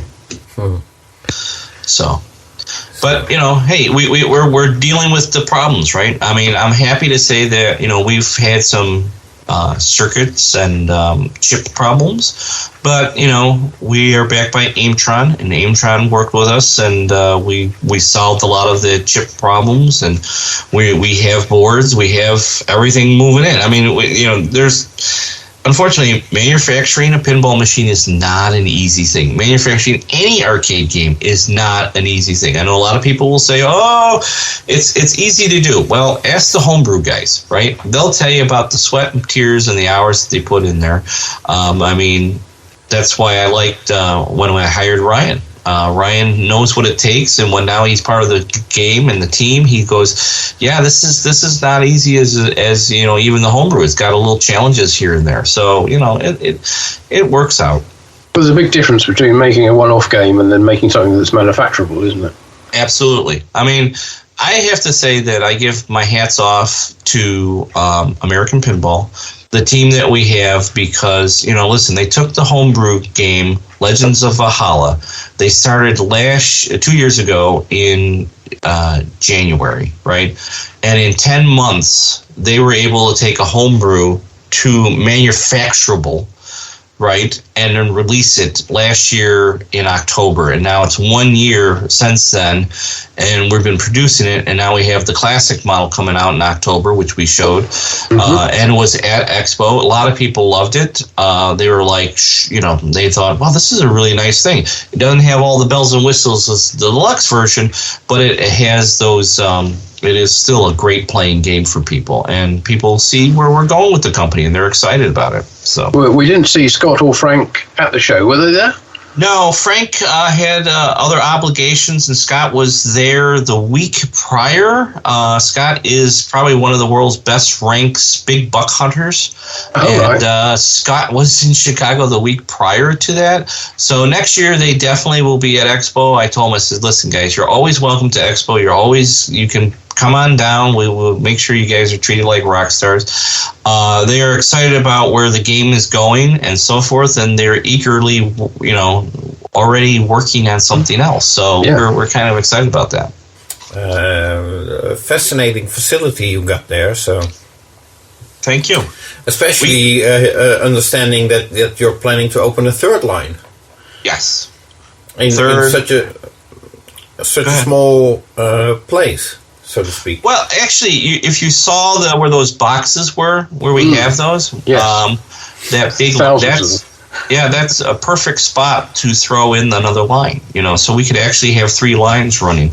And the idea of, Jonathan, I understand that 3 lines is kind of like, am I going to have 3 lines manufacturing all the time? Maybe. But the idea of that is to the point that I can set up a line. Let's say I set up line 1 as Oktoberfest and line 2 as Legends of Valhalla, right? Mm-hmm. And Oktoberfest is getting close to the end. I could take line 3 and set it up as Hot Wheels. Then, which that means is that all week long, or how long it takes to set up that, I have, you know, the team set up the line from the stock room and the purchasing and that department, so that when the last Oktoberfest comes off the line, all the workers just go from that line right over to the Hot Wheels and just start manufacturing that. Right. You know, and then we can tear down Oktoberfest, put whatever the next line is up for that, and then say Legends of Valhalla is near a lull, we can take them and put them on line 3, and then have line 2 break down, and then, you know, we can play back and forth. And the idea is if we, you know, the orders have been coming in unbelievable. And, you know, I have one thing I want to tell you guys. Like, I have many other podcasters say nobody wants Houdini, nobody wants Oktoberfest, nobody wants Hot Wheels, nobody wants LOV. I'm back ordered on all 4 lines. Okay, all 4 titles are on back order in significant amounts. So I'm just supplying all my customers with their games. They may say that nobody wants them. Well, maybe they're the only ones that don't know of anybody that wants them, but there are people definitely in line that are wanting games. And as you saw that one big in the factory tour, you saw all those games in the back, all 33 of them. They all went into a container and got all shipped over to Australia. So they're on their way to our customers in Australia right now. Okay. So cool. It's true to say that you can't make them fast enough. Absolutely. Right. And there you have it. Rob Berk and David Fix from the Pinball Expo team commenting on the just recent Pinball Expo. And I guess that rounds it up for this episode. Indeed, as you can hear, it's been a very busy time, and we hope you've enjoyed our look back on all the events from October 2022 in the pinball world. We will, of course, be back at the end of November or the start of December, looking back at November and all the excitement that took place there. But until then, from me, Martin Ayub, I wish you a very good pinball month. And from me, Jonathan Joosten from Pinball Magazine as well. And we hope to be back, like Martin said, early next month. Okay, until then, from both of us, goodbye. Bye. Oh, rats, I forgot to go. Gary a call. Oh, no. Yeah, I gotta go. Oh, well. Next time. Next time. Bye.